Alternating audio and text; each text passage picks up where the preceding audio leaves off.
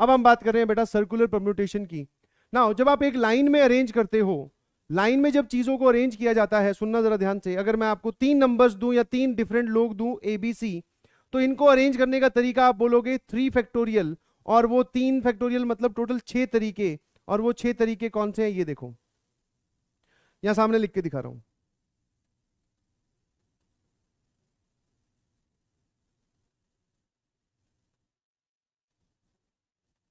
ये रहे वो 6 तरीके, ठीक है। This is the way of arranging, this is the way of arranging. अच्छा फिर ठीक है। एक बोल रहा है कि सर फाइनल आंसर है 413, फिर ठीक है भाई मतलब मुझे लगा कि तू केस बता रहा है, कि बोल रहा है सर सॉल्व करने के बाद में 413 जवाब आ रहा है, वो तुम देख लेना। तो लाइन में जब आप अरेंज करते हो तो सारे के सारे हमें अरेंजमेंट्स डिफरेंट दिख रही है, कोई भी अरेंजमेंट रिपीट नहीं हुई। तो number of veg is 3 factorial. Sir line में क्या होता है, आपके पास एक होता है स्टार्टिंग पॉइंट, एक होता है एंडिंग पॉइंट, शुरू और आखिरी वाला पॉइंट हमें दिख रहा होता है। But in case of circle, in case of circle ऐसा कुछ नहीं होता। सर्कल का मतलब होता है, इसको बोलते हैं लाइन की अरेंजमेंट, एक लाइन में उनको अरेंज किया है, मतलब ओपन एंड होगा, स्टार्टिंग एंड होगा और एंडिंग एंड होगा, मतलब दोनों एंड होंगे स्टार्टिंग और एंड वाले। सर सर्कल पर में क्या होगा, सर्कुलर परम्यूटेशन में कोई स्टार्टिंग और कोई एंडिंग पॉइंट है ही नहीं, कोई स्टार्टिंग और कोई एंडिंग पॉइंट है ही नहीं। यस और नो? ठीक है। कैसे सर? क्योंकि अगर मैं यहां लिखूं A, यहां लिखूं B, यहां लिखूं C, यही सेम अरेंजमेंट ये भी है। देखो ध्यान से, ये दोनों सेम है। आपको ऐसा लग रहा है कि सर A यहां बैठा था, A यहां आ गया, नहीं जी। एक सर्कल में कोई पोजीशन थोड़ी होती है, जबकि लाइन में पोजीशन होती है। लाइन में पहली पोजीशन, दूसरी पोजीशन, तीसरी, चौथी, ऐसे। बट सर्कल में sir there is no numbering, तो ये दोनों सेम ही हैं, दीज टू आर सेम। समझ में आया? आपको लग रहा है, वैसा होता नहीं है। समझ में आया कि नहीं समझ में आया? आपको ऐसा लग रहा है,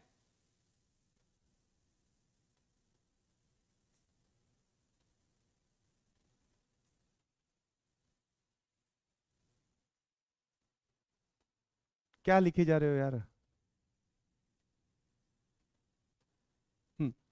आपको ऐसा लग रहा है कि ये दोनों डिफरेंट है, जबकि ये सेम है। कैसे पता चलेगा सर ये दोनों सेम है? सेम ऐसे देखा पता चलेगा, अगर आप किसी भी सर्कुलर परम्यूटेशन को केवल एंटी क्लॉकवाइज और क्लॉकवाइज घुमाकर दूसरे में बदल सको, दूसरे में अगर बदल सको तो वो दोनों सेम होते हैं। ठीक है। जैसे अगर मैं इसको बस ऐसे पकड़ा और एक ऐसे घुमा दिया, तो A आ जाएगा B की जगह, B आ जाएगा C की जगह, C चला जाएगा A की जगह। तो ये दोनों क्या है? सेम। सेम। समझ में आया? ये दोनों सर्कुलर परम्यूटेशन अलग अलग नहीं है, ये सेम है। तो मैं आपको जो चीज बताना चाह रहा हूं वो ये है कि इन 3 लोगों को एक लाइन में अरेंज करने के टोटल 6 तरीके आए, जबकि इन 3 लोगों को एक सर्कल पे क्लोज बाउंड्री में, क्लोज लूप में अरेंज करने का एक ही तरीका, सॉरी 2 तरीके हैं। 2 तरीके कौन से? एक ये वाला और एक ये वाला। या फिर चलो,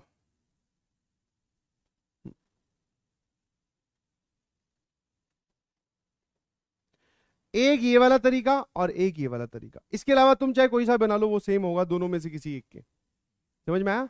तो 3 डिफरेंट चीजों को एक लाइन में अरेंज करने के 3 फैक्टोरियल तरीके, जबकि एक सर्कल पे अरेंज करने के टोटल 2 ही तरीके। सर ऐसा क्यों हुआ? बिकॉज यहां पर कोई स्टार्टिंग और एंडिंग पॉइंट नहीं होता सर्कल में। क्या मेरी बात समझ पा रहे हो आप? आए ना?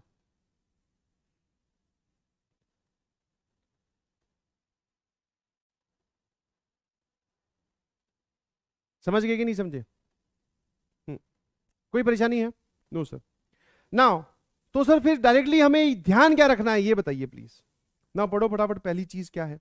पहली चीज उसने बोली कि the number of ways in which and different things, the number of ways in which and different things can be arranged, can be arranged on a circle is, जितनी भी चीजें हो उससे एक कम का फैक्टोरियल। सर आप 3 चीजों को अरेंज कर रहे थे, तो 3 में से एक गया और उसका factorial, that is 2 factorial. Number of veg कितने हो गए? 2। समझ में आया? तो एन अगर डिफरेंट चीजों को आप अरेंज करना चाहते हो, 5 लोगों को अगर आप एक सर्कल पे अरेंज करना चाहते हो तो आंसर आएगा 4 फैक्टोरियल। ठीक है, हाँ ना, इसको हमेशा याद रखना। तो ये तो हुआ हमारा पहला फार्मूला। अब आ जाओ दूसरे वाले पे। सर दूसरे वाला क्या है? The number of ways in which different things, कितनी, वो भी n, and different things can be arranged on a circle when clockwise and anti-clockwise arrangements are considered as same। जब clockwise और anti-clockwise arrangements वो same बोले, समझ में आया? तो आप क्या करोगे, जितने भी आपने अरेंजमेंट्स निकाले हैं या जितने भी नंबर ऑफ मेथड्स निकाले हैं उससे उसको 2 से डिवाइड करना ना भूलें। सर ये क्लॉकवाइज और एंटी क्लॉकवाइज अरेंजमेंट्स सेम कहां मानी जाती है? इन केस ऑफ गार्लैंड, जिसको आप बोलते हैं माला,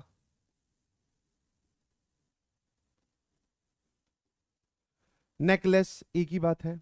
या फिर व्हेन ये वाली लैंग्वेज यूज हो, when no to have same neighbours.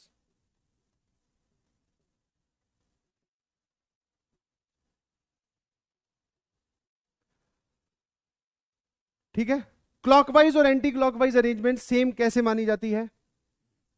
अच्छा, एस की जगह सी आएगा क्या? ठीक है भाई, ठीक है। ये लड़का हो के तुझे नेकलेस की स्पेलिंग कैसे याद है बे? ओ कोई बात नहीं। ठीक है सर, नेकलेस और गार्लैंड जब भी बोला जाए, जैसे मान लो मैं आपको बोलूं, ध्यान सुनना, यहीं पे एग्जांपल करवा रहा हूं। जैसे मैंने आपको 7 फ्लावर्स दिए या 7 डिफरेंट फ्लावर्स दिए,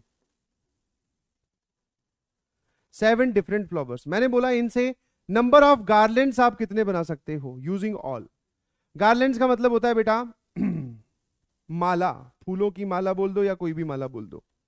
तो माला में एक प्रॉपर्टी होती है, मैथमेटिकल माला की बात कर रहा हूं, अपने जो सेंसेस को है कॉपी पे ही रखिएगा, असली माला पे मत चले जाइएगा। उल्टा सीधा एक समान माला को आप चाहे सामने से देखो, फूलों की माला हो चाहे कोई सी भी माला हो, और आप उसको पीछे से देखो, दोनों तरफ से सेम दिखनी चाहिए। मतलब clockwise and anti clockwise arrangements are same. तो फिर आप क्या बोलोगे जरा बोलना। तो सर 7 डिफरेंट फ्लावर्स है और सबको यूज करके हमें एक गार्लैंड बनाना है, तो सारे फ्लावर्स को एक सर्कल पे अरेंज करने का तरीका कितना हो जाएगा? डिफरेंट चीजें हैं 7, उसमें से एक घटाया उतने का फैक्टोरियल, और सिंस आप हमसे नेकलेस या गार्लैंड बनवा रहे हो तो 2 से डिवाइड करना ना भूलें। फाइनल आंसर है 6 फैक्टोरियल अपॉन 2 फैक्टोरियल। कोई परेशानी है किसी को? No sir. और ये तो हुआ मतलब थ्योरी, आप बोल सकते हो फिजिकल एग्जाम्पल। दूसरा, कई कई बार सवालों में ऐसा लिखेगा कि इन 7 लोगों को एक सर्कल पे अरेंज करो इस तरीके से कि किसी का भी सेम नेबर ना हो, मतलब किसी का भी पड़ोसी सेम ना हो। तो वो केवल तभी होता है जब क्लॉकवाइज और एंटी क्लॉकवाइज अरेंजमेंट्स क्या हो जाए, सेम हो जाए। समझ में आया? हाँ ना, कोई दिक्कत है किसी को? तो इसको याद रखना प्लीज। तो ये दोनों अरेंजमेंट्स आप याद रखना। और अलाइक ऑब्जेक्ट्स का कोई फॉर्मूला नहीं लिखवाया है। जैसे लाइन में आप अगर इनको अरेंज करते हो, ए ए ए बी बी और सी को, टोटल 6 लोग हैं, तो 6 factorial upon 3 factorial upon 2 factorial, 3 एक जैसे 2 एक जैसे, ये फॉर्मूला वैलिड है लाइन अरेंजमेंट के लिए। इसको ऐसी कोई चीज सर्कल पे मत लगा देना, ठीक है? अगर सर्कल में ऐसा कोई सवाल आता है तो हमें केस बनाकर, मतलब बना बना के देखना पड़ेगा। No such direct formula is there. I hope and believe बात समझ में आती है। चलिए जी, लो भैया, IIT JEE 2007 का क्वेश्चन है। स्टार मैंने इसलिए लगाया इस पे बिकॉज ओरिजिनली ये सवाल प्रोबेबिलिटी का था, वो प्रोबेबिलिटी वाला वर्ड मैंने यहां से हटा दिया, सवाल की लैंग्वेज थोड़ी सी मॉडिफाई की है बस। आप सिर्फ अभी नंबर ऑफ वेज निकालिए।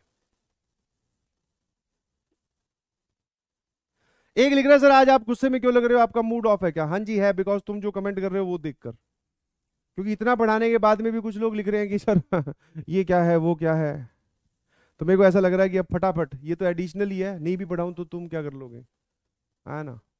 क्योंकि ढंग से तुमसे कमेंट तो किए नहीं जाते हैं। इससे बढ़िया मैं भी सोच रहा हूँ कि रफा दफाई करना है तो सीधा प्रोबेबिलिटी स्टार्ट करता हूँ, तो फटाफट पढ़ा दे रहा हूँ, और क्या है ना?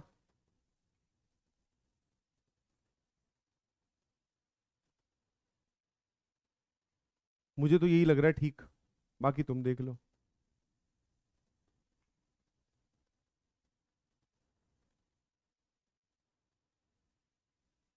अरे इग्नोर देम नहीं, उन्हें तो इग्नोर कर ही रहा हूं, उनके कमेंट से नहीं फर्क पड़ रहा है, कमेंट से तुम्हारे फर्क पड़ रहा है कि तुम क्यों नहीं कर रहे हो। उन वाले तो पैरेलली चल रहे हैं, वो कोई दिक्कत नहीं है।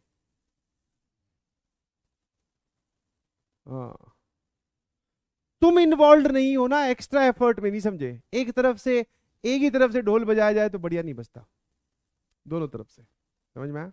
तो इस तरफ से अगर मैं पीट रहा हूं तो इस तरफ से तुम पीटो, और बीच में ले लो इन स्पैमर्स को, दोनों तरफ से पीट पीट के लाल कर दो। वाओ, बंदर की तरह। ये ठीक है, चलिए आ जाइए, पढ़िए प्लीज। हाँ हाँ हाँ, समझ गया मैं, तुम्हारे अब कमेंट्स की स्पीड देखकर समझ गया। फटाफट इस सवाल को पढ़िए, और सर्कुलर अरेंजमेंट का बढ़िया सवाल है, पढ़ने की कोशिश कीजिए। तो सर्कुलर अरेंजमेंट या सर्कुलर परम्यूटेशन में जो ध्यान रखने वाली बात है, वो पहली चीज तो ये, इसमें कोई सा स्टार्टिंग और एंडिंग पॉइंट नहीं होता। बहुत बढ़िया। Formula n-1 factorial. Sir alike चीजें आ जाएं तो, मतलब सर्कल पे कुछ एक जैसी चीजें अरेंज करनी पड़े तो फॉर्मूला नहीं लगाएंगे। बाकी सारी चीजें इस पे भी लगती है, गैप मेथड, टाइम मेथड, सब लगता है यहां पर भी, बस थोड़ा सा ध्यान रखना। अच्छा एक और चीज मैं आपको बता दूं, चलो इसको, इस बात को लिखूंगा तो तुम्हें ज्यादा परेशान करेगी, बट एक बार समझा देता हूं, सुनते जाना। जो बात चौथी मैं आपको बोलना चाह रहा हूं वो ये है कि circular arrangement at the starting of the question ही लगता है। मेरी बात ध्यान सुनना, एग्जांपल से समझाता हूं। क्या आप लोग सामने देख रहे हैं? इस सवाल को एक बार अभी डिस्कस करते हैं। एग्जांपल मैंने बोला कि 3 लड़कियां हैं और 4 लड़के हैं, इन सभी को सर्कल पे अरेंज करो, कोई कंडीशन नहीं है। सर टोटल 7 है, इन सभी को अरेंज करने के तरीके हो जाएंगे सर्कल पे 6 फैक्टोरियल। बहुत बढ़िया। एक तो ये चीज थी, ये समझ में आया साफ साफ, 3 लड़कियां 4 लड़के एक सर्कल पे अरेंज करना है, 6 फैक्टोरियल, काम खत्म। अब अगला सवाल सुनना, सुन लेना ध्यान से। अब आपको क्या करना है लड़कियां सारी की सारी अलग अलग होनी चाहिए, सबको वापस से अरेंज करना है। कंडीशन ये वाली है, नो 2 गर्ल्स आर टुगेदर, कोई भी 2 लड़कियां एक साथ नहीं आनी चाहिए। ठीक है सर। तो जैसे ही आपने ये वाला शब्द सुना, जैसे ही आपने ये वाला शब्द सुना कि कोई भी 2 लड़कियां एक साथ नहीं आनी चाहिए, तो दिमाग में क्या आता है सबसे बताना? Sir gap method. कौन सा मेथड? Gap method. हाँ एकदम, सोचने का line of thinking is same. अब सर क्या करें? गैप मेथड है, मतलब लड़कियां जो है वो गैप में बैठेंगी, बट उससे पहले बॉयज को बिठाना पड़ेगा। सुनते जाना मेरी बात ध्यान से, and try to feel this statement कि सर्कुलर अरेंजमेंट वाला फॉर्मूला सिर्फ स्टार्टिंग ऑफ द क्वेश्चन में ही लगता है। सर्कुलर अरेंजमेंट सिर्फ सवाल को स्टार्ट करते वक्त आप ध्यान रखेंगे, उसके बाद में तो लाइन अरेंजमेंट की तरह हो जाता है। इस बात की फील मैं एग्जांपल से दिलवा रहा हूं। हमने इन लड़कों को बोला कि भैया चारों जाकर बैठ जाओ, B1 B2 B3 B4। ध्यान सुनना, जब ये लड़के यहां पर जाकर बैठने वाले थे तो सर्कल पूरा खाली था। 4 अलग अलग लोगों को सर्कल पे अरेंज करने का तरीका इज 3 फैक्टोरियल। ये सवाल स्टार्ट हो गया है, this is the starting of the question. Process में चारों लड़कों को बिठा दिया। एक और चीज जो यहां सीखने को मिलती है वो ये है कि अगर आप 4 लोगों को एक सर्कल पे बैठाते हो तो गैप 4 ही बनते हैं, जबकि लाइन में अगर आप 4 लड़कों को एक लाइन में बैठाते हो तो गैप बनते हैं 5। अब सर सर्कल में क्या होगा? पहला और आखिरी गैप मिलकर 1 हो गया, तो जितने लोग सर्कल में बैठेंगे उनके अक्रॉस उतने ही गैप। तो सबसे पहले लड़के आके बैठे, उनके सर्कल में बिठाने के तरीके इज दिस। अब बारी आई लड़कियों की। कितने गैप है भैया? 4। कितनी लड़कियां हैं? 3। इसका मतलब सर हमें 3 गैप सेलेक्ट करने पड़ेंगे। मैंने कहा बहुत सही। 4C3 किसको रिप्रेजेंट करता है? कि इनमें से आप कौन से 3 गैप सेलेक्ट कर रहे हो, 1 2 और मान लो ये वाला 3। ठीक है। अब इन 3 गैप्स पे बिठाने का तरीका, एक तो बच्चा लिखता है 3 फैक्टोरियल, दूसरा लिखता है 2 फैक्टोरियल। जिसने 3 फैक्टोरियल लिखा वो ये बोलता है, सुनते जाना सारा डाउट यहीं क्लियर हो जाएगा अगर आप सामने देख रहे हो। जिसने 3 फैक्टोरियल लिखा वो तो ये बोल रहा है सर 3 जगह पर 3 लोगों को बिठाने के तरीके 3 फैक्टोरियल। जिसने 2 फैक्टोरियल लिखा उसने ये बोला इसके साथ मल्टीप्लीकेशन में, वो बात कर रहा हूं, या तो 3 फैक्टोरियल या 2 फैक्टोरियल। आप मुझे बताएंगे कि आप किसके साथ हैं। 3 फैक्टोरियल वाला बोलता है कि सर गैप आपने 3 सेलेक्ट किए, 3 लड़कियों को उन गैप्स पे बिठाने का तरीका 3 फैक्टोरियल। जिसने 2 फैक्टोरियल लिखा वो पता है क्या बोलता है? कि सर सर्कुलर अरेंजमेंट हो रही है, हमें तो ऐसा सिखाया गया है कि जितने भी लोगों को बिठाओ उससे एक कम का फैक्टोरियल। आप किसके साथ है, 3 या 2 के साथ? This 2 factorial is wrong, 3 factorial is correct. यही मैं बोलना चाह रहा हूं कि circular permutation starting of the question में लगता है। जब तक इस सर्कल पे आकर लड़के नहीं बैठे थे तब तक आप बोल सकते हो कि स्टार्टिंग और एंडिंग पॉइंट नहीं दिख रहा था। अब जैसे ही ये लड़के आगे बैठ गए, अब ये सीटें अलग अलग हैं, ये जो गैप्स हैं ये अलग अलग हैं। समझ में आया? तो 3 फैक्टोरियल आएगा, 2 फैक्टोरियल नहीं आएगा। क्या आप मेरी बात समझ गए कि नहीं समझे? यस और नो, सही बताना। मैं ये सवाल नहीं डिस्कस कर रहा हूं। एक पूछ रहा है सर कौन सा सवाल है ये, अरे भैया ऐसे का बिल्कुल ही ये सवाल था नो रेस्ट्रिक्शन के साथ, ये दूसरा जो रेस्ट्रिक्शन था उसके साथ ये जवाब। तो मैंने सर्कुलर परम्यूटेशन सिर्फ एक बार लगाई, दूसरी बार नॉर्मल परम्यूटेशन लगाई। फील करके इस बात को देखिए प्लीज, क्या आपको बात समझ में आई कि नहीं आई? क्योंकि आप फाइनली देखो ना यार, 3 सीटें और 3 लड़कियों को बिठाना है, काम खत्म बस। तो इसको ध्यान रखना, जो मैंने चौथी बात आपको बोली कि circular permutation at the starting of the question ही लगता है, आप उसको बार बार मत लगाइएगा प्लीज। मेरे ख्याल से आप बात समझ गए, बहुत बढ़िया। अब इस सवाल पे चलते हैं। 1 Indian and 4 American man and their wifes are to be seated randomly on a circular table. तो मतलब सर एक तो इंडियन कपल है, इंडियन 1 और ठीक है, और उसकी वाइफ 1, ये इंडियन कपल है, और 4 अमेरिकन मैन है and their wifes. Obviously sir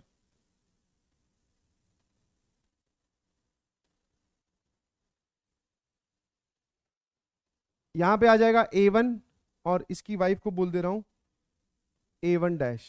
ठीक है, चलो ऐसे ही रिप्रेजेंट करते हैं।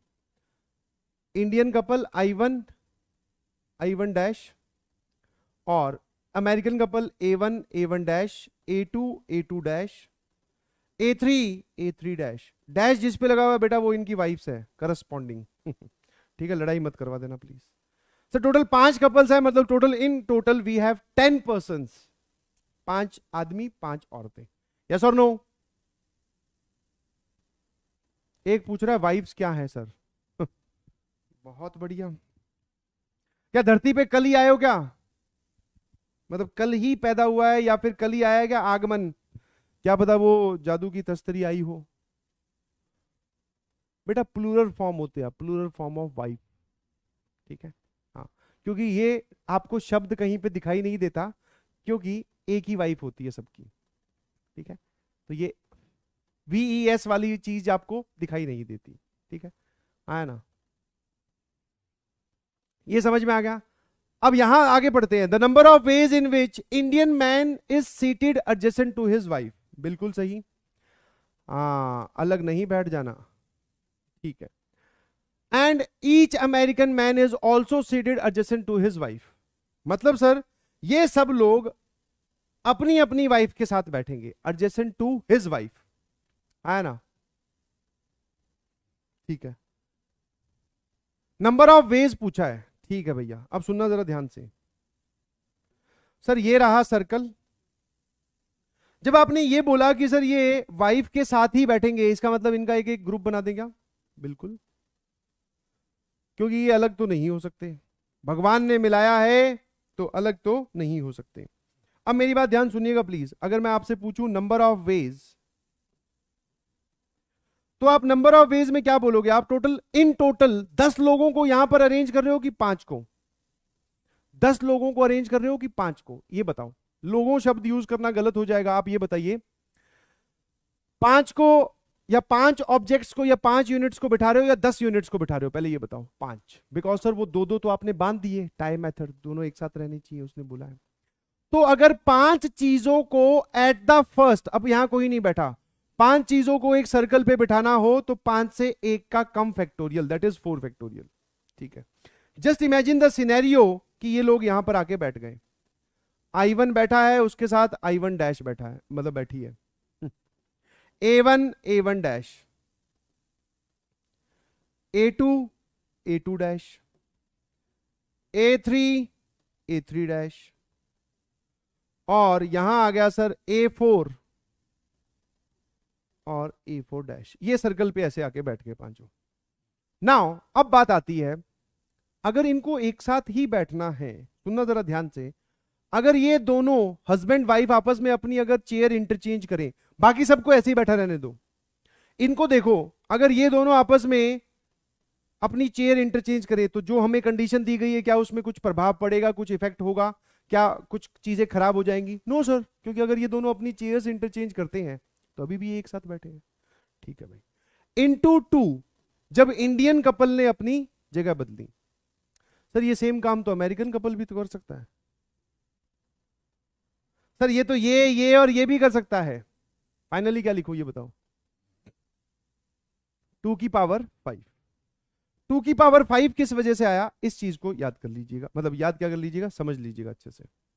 2 की पावर 5 आया सर कि इन ग्रुप्स को 5 यूनिट्स को बिठाने के बाद में जो कपल्स हैं वो अपनी चेयर, एडजेसेंट चेयर, मतलब हस्बैंड वाइफ की चेयर पे चला गया, वाइफ हस्बैंड की चेयर पे आ गई। आया ना? क्या ये बात समझ में आया? और 4 फैक्टोरियल क्या है सर? जब आपको ये 5 यूनिट्स एक सर्कल पे अरेंज करनी थी तो नंबर ऑफ वेज सिर्फ स्टार्टिंग में लगा। हाँ है ना? अब ये मत बोल देना दो चीजें हैं सर, सर्कल पे एक दूसरे की जगह बदल रहे हो, सर्कल पे ही अगर आप एक दूसरे की जगह बदल रहे हो तो 2 - 1 का फैक्टोरियल इज 1, तो यहां तो 1 आना चाहिए। नहीं जी, at the starting of the question में आप सर्कुलर परम्यूटेशन लगा चुके हैं तो अब नहीं लगेगा, है ना? ये कौन है? कोठे, कोठे बाबा एक बोल रहा है sir how to do revision. तो बेटा ये क्या हो रहा है? आपको ऐसा लग रहा है कि क्या ये माता का जगराता हो रहा है? नहीं, ये रिवीजन ही हो रही है। हाउ टू डू मतलब listen carefully and make notes and do some practice. Simple है रे बाबा, आ जाओ।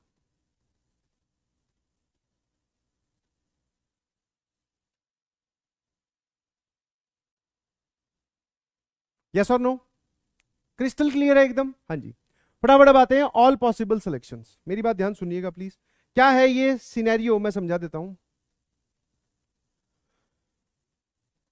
सिनेरियो है कि आपके पास n आइडेंटिकल चीजें रखी हुई है एक थैले में। आइडेंटिकल चीजों का सबसे बढ़िया एग्जांपल है जो आपने बिलियर्ड्स टेबल देखी है, देखी होगी, वरना नेट पे देख लेना, उल जलूल चीजें देखते रहते हो, ये भी देख लेना। क्या सर? उसमें वो लाल कलर वाली बॉल्स होती है बहुत सारी, वो आइडेंटिकल बॉल्स का बढ़िया एग्जांपल, या आइडेंटिकल ऑब्जेक्ट्स का बढ़िया एग्जांपल है। वैसी लाल कलर वाली बॉल्स एक थैले में रखी हुई है, सबका साइज, वेट, वॉल्यूम सब बराबर, सब कलर वलर सब बराबर। आप इनको देखकर डिफरेंशिएट नहीं कर सकते कि ये अलग अलग हैं या कैसी हैं, समझ गए? तो जिनको देखकर डिफरेंशिएट नहीं कर सकते उनको हम बोलते हैं आइडेंटिकल। तो एन आइडेंटिकल चीजें एक थैले में रखी हुई है। Number of ways of selecting 0, उनमें से कुछ नहीं उठाना है। इसके कितने तरीके हैं? इसके कितने तरीके हैं? एक तरीका है, देखो दिखाता हूं, यहां थैला रखा हुआ है, यहां आप खड़े हो,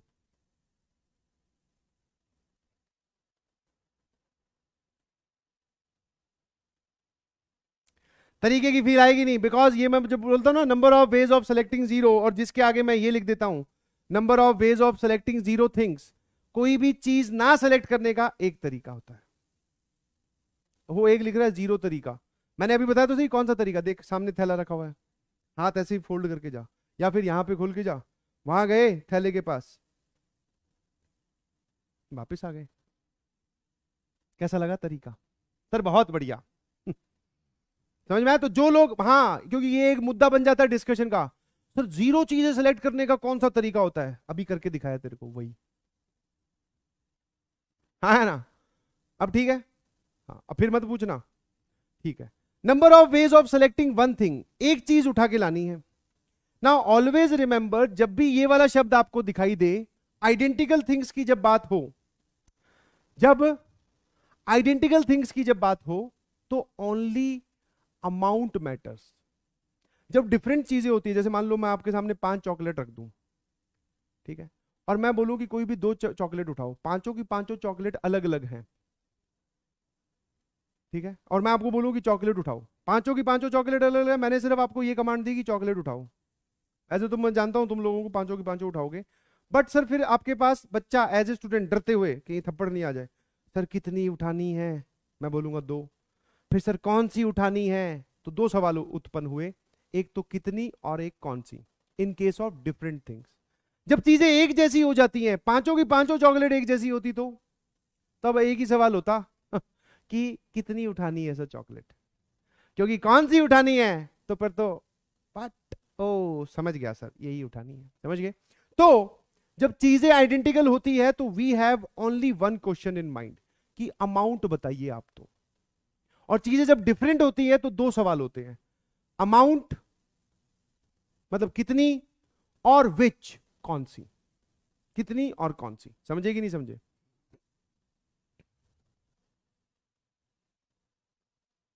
ठीक है ना। ये कौन है भाई, NC1 वाला। भाई साहब फॉर्मूले इतने जबरदस्त तरीके से मत याद करें कि आप उनको कहीं भी आंख बंद करके लगा दे रहे हैं। NC1 चीजें जो होती है बेटा वो डिफरेंट के लिए यूज होता है, वहां निकाल लेना अपनी भड़ास, यहां पर अभी आइडेंटिकल चीजें चल रही है। नाउ अब जरा देखना, मैंने बोला कि एक चीज उठाने के तरीके एक ही, क्योंकि आप थैले के पास गए, अब की बार ये तो सवाल ही नहीं है ना कि कौन सी उठानी है, सारी एक जैसी है, कोई भी उठा ला एक, काम खत्म। Number of ways of selecting two things, ये भी एक। आप अगर सोच रहे हैं कि sir number of ways of selecting two things is two, तो दो तरीके बता दे मुझे कौन से, मैं तो बोल रहा हूं एक ही, कि थैले के पास जा, दो तरीके, दो बॉल उठा और आ जा। अब तू कौन से बोल रहा है वो बता। ऐसे करते करते number of ways of selecting all things, सारी सारी चीजें उठाने का तरीका इज दिस। अगर मैं आपसे पूछूं all possible selections, all possible selections बता दीजिए, इज टोटल n+1, कि एक थैला जो आपके सामने रखा है उसमें अगर n आइडेंटिकल चीजें हैं तो आप टोटल कितने सिलेक्शंस वहां से कर सकते हैं। सर 0 1 2 ऐसे करते करते सारी की सारी उठा लाओ, तो all possible selection is n+1। n बोलने वाले लोगों, भैया 1 2 3 4 n तक तो n तरीके, एक ही जीरो थिंग वाला भी तो है n+1। इस n+1 में ध्यान रखना जीरो थिंग सिलेक्टेड वाला भी एक तरीका काउंट किया है, यस और नो। हाँ सर, कोई दिक्कत है किसी को, नो जी। अब इधर आ जाओ, अब की बार जो चीजें आपके पास है सर वो है डिफरेंट, तो डिफरेंट चीजों के केस में दो सवाल, कौन सी और कितनी। Number of ways of selecting zero things, again एक तरीका, ये तरीका मैंने आपको अभी करके दिखाया था। थैले में चाहे आइडेंटिकल चीजें हो चाहे डिफरेंट चीजें हो, आप थैले के पास जाइए, कुछ ना सेलेक्ट करके वापस आ जाइए, ये एक तरीका हो गया, है ना। अब आ जाओ इधर, number of ways of selecting one thing NC1, number of ways of selecting two things NC2, n में से कोई भी दो। तो ये NCR और NPR वाले जो फॉर्मूले हैं ये केवल और केवल डिफरेंट ऑब्जेक्ट्स के लिए लगते हैं। Number of ways of selecting n की n things, all possible selections में सभी को ऐड कर दो,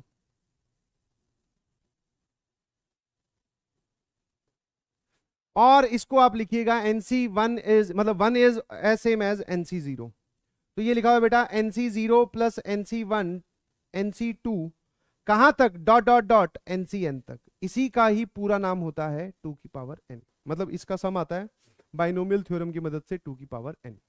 ठीक है जी। नाउ अब आप ध्यान सुनना, अगर आप किसी थैले के सामने खड़े हो, उसमें अगर आइडेंटिकल चीजें रखी हुई है तो ऑल पॉसिबल सिलेक्शन मतलब आप उसमें से कितनी कितनी चीजें उठा सकते हो, दिस इज n+1। इस n+1 में एक तरीका आपने वो भी काउंट किया जब आपने कुछ ना उठाया। अगर उसी थैले में सारी की सारी चीजें डिफरेंट हो तो total number of veg is 2 की power n, total number of veg is 2 की पावर n, है ना। और उस 2 की पावर n में वो तरीका भी इंक्लूड हो गया जब आपने कुछ ना उठाया हो, ठीक है ना, कोई परेशानी है। तो this is all possible selection, ठीक है, इसको याद रखिएगा प्लीज। सर फॉर्मूला लगाते वक्त क्या हम इसका एग्जांपल बता सकते हैं कोई, ये लो देख लो आराम से। फटाफट इस सवाल को जवाब दी, मतलब इस सवाल का जवाब दीजिए एवरीवन प्लीज। अरे दो भाई जवाब दो, क्या करी जा रहे हो।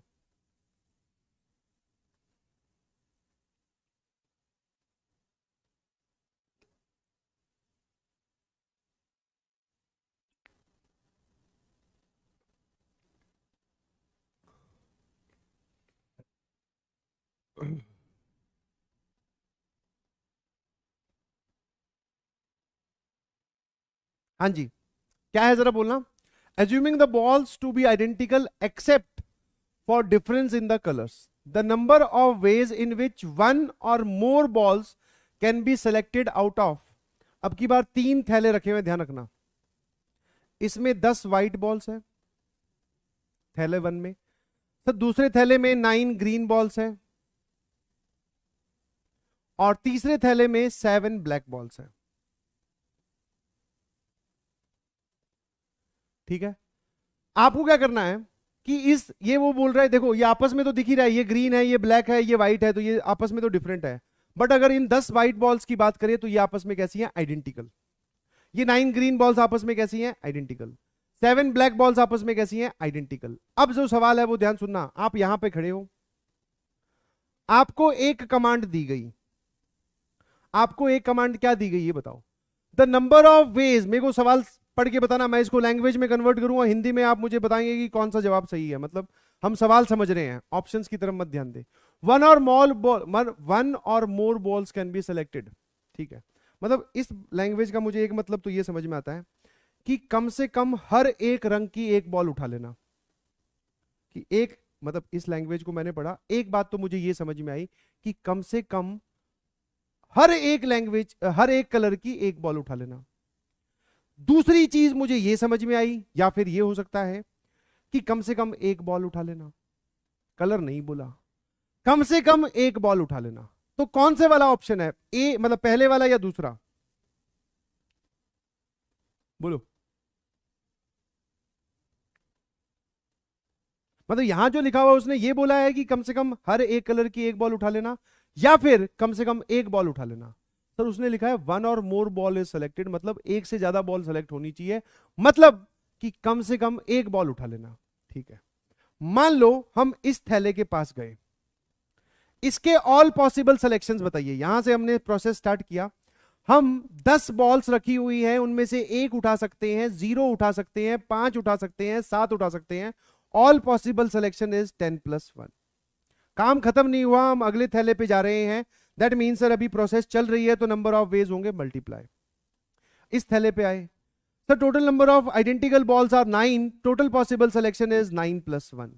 +1 समझ में आ रहा है? हाँ जी, यहां से आया है ये +1, n+1।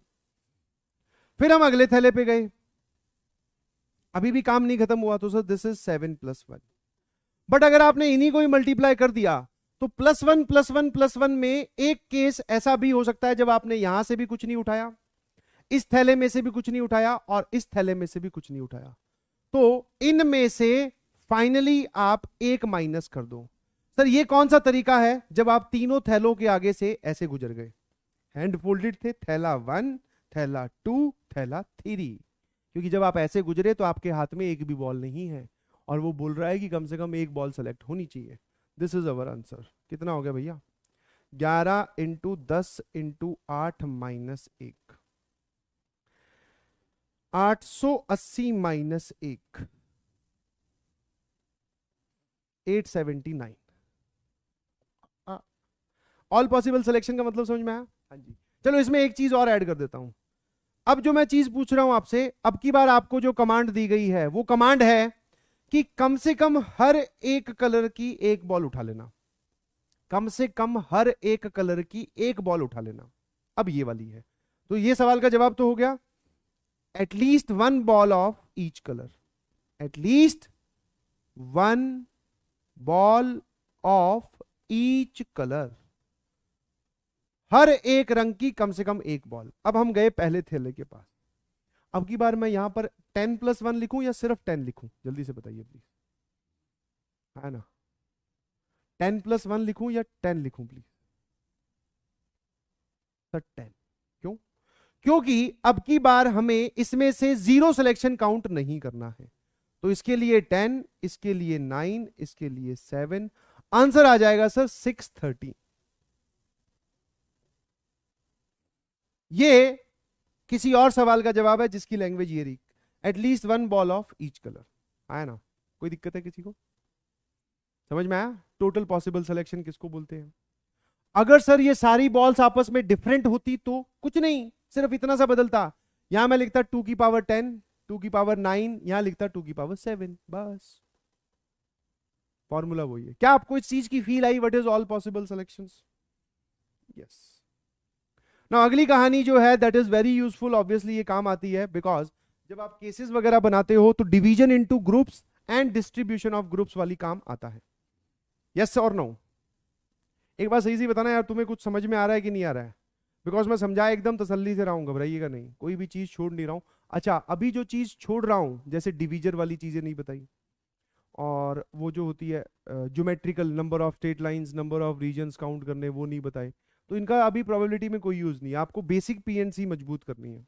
जब हम रिवीजन से पहुंचेंगे पीएनसी वाले चैप्टर पे, तब मैं और पढ़ाऊंगा, घबराइए नहीं।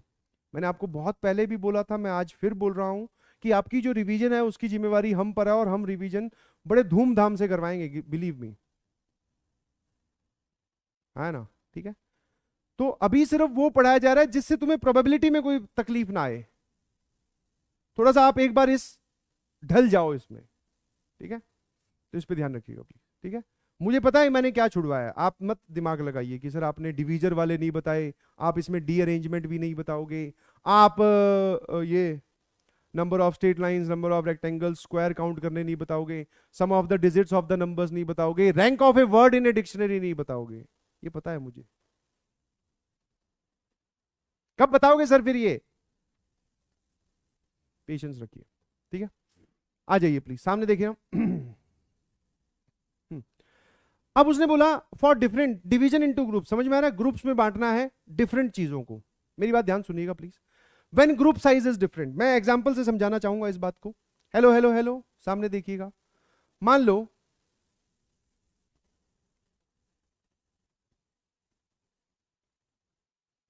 टोटल हमारे पास 10 डिफरेंट थिंग्स हैं।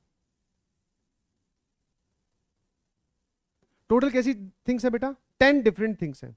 मैंने आपको बोला कि इसको एक 5 के ग्रुप में, एक 3 के ग्रुप में और एक 2 के ग्रुप में बांट दो।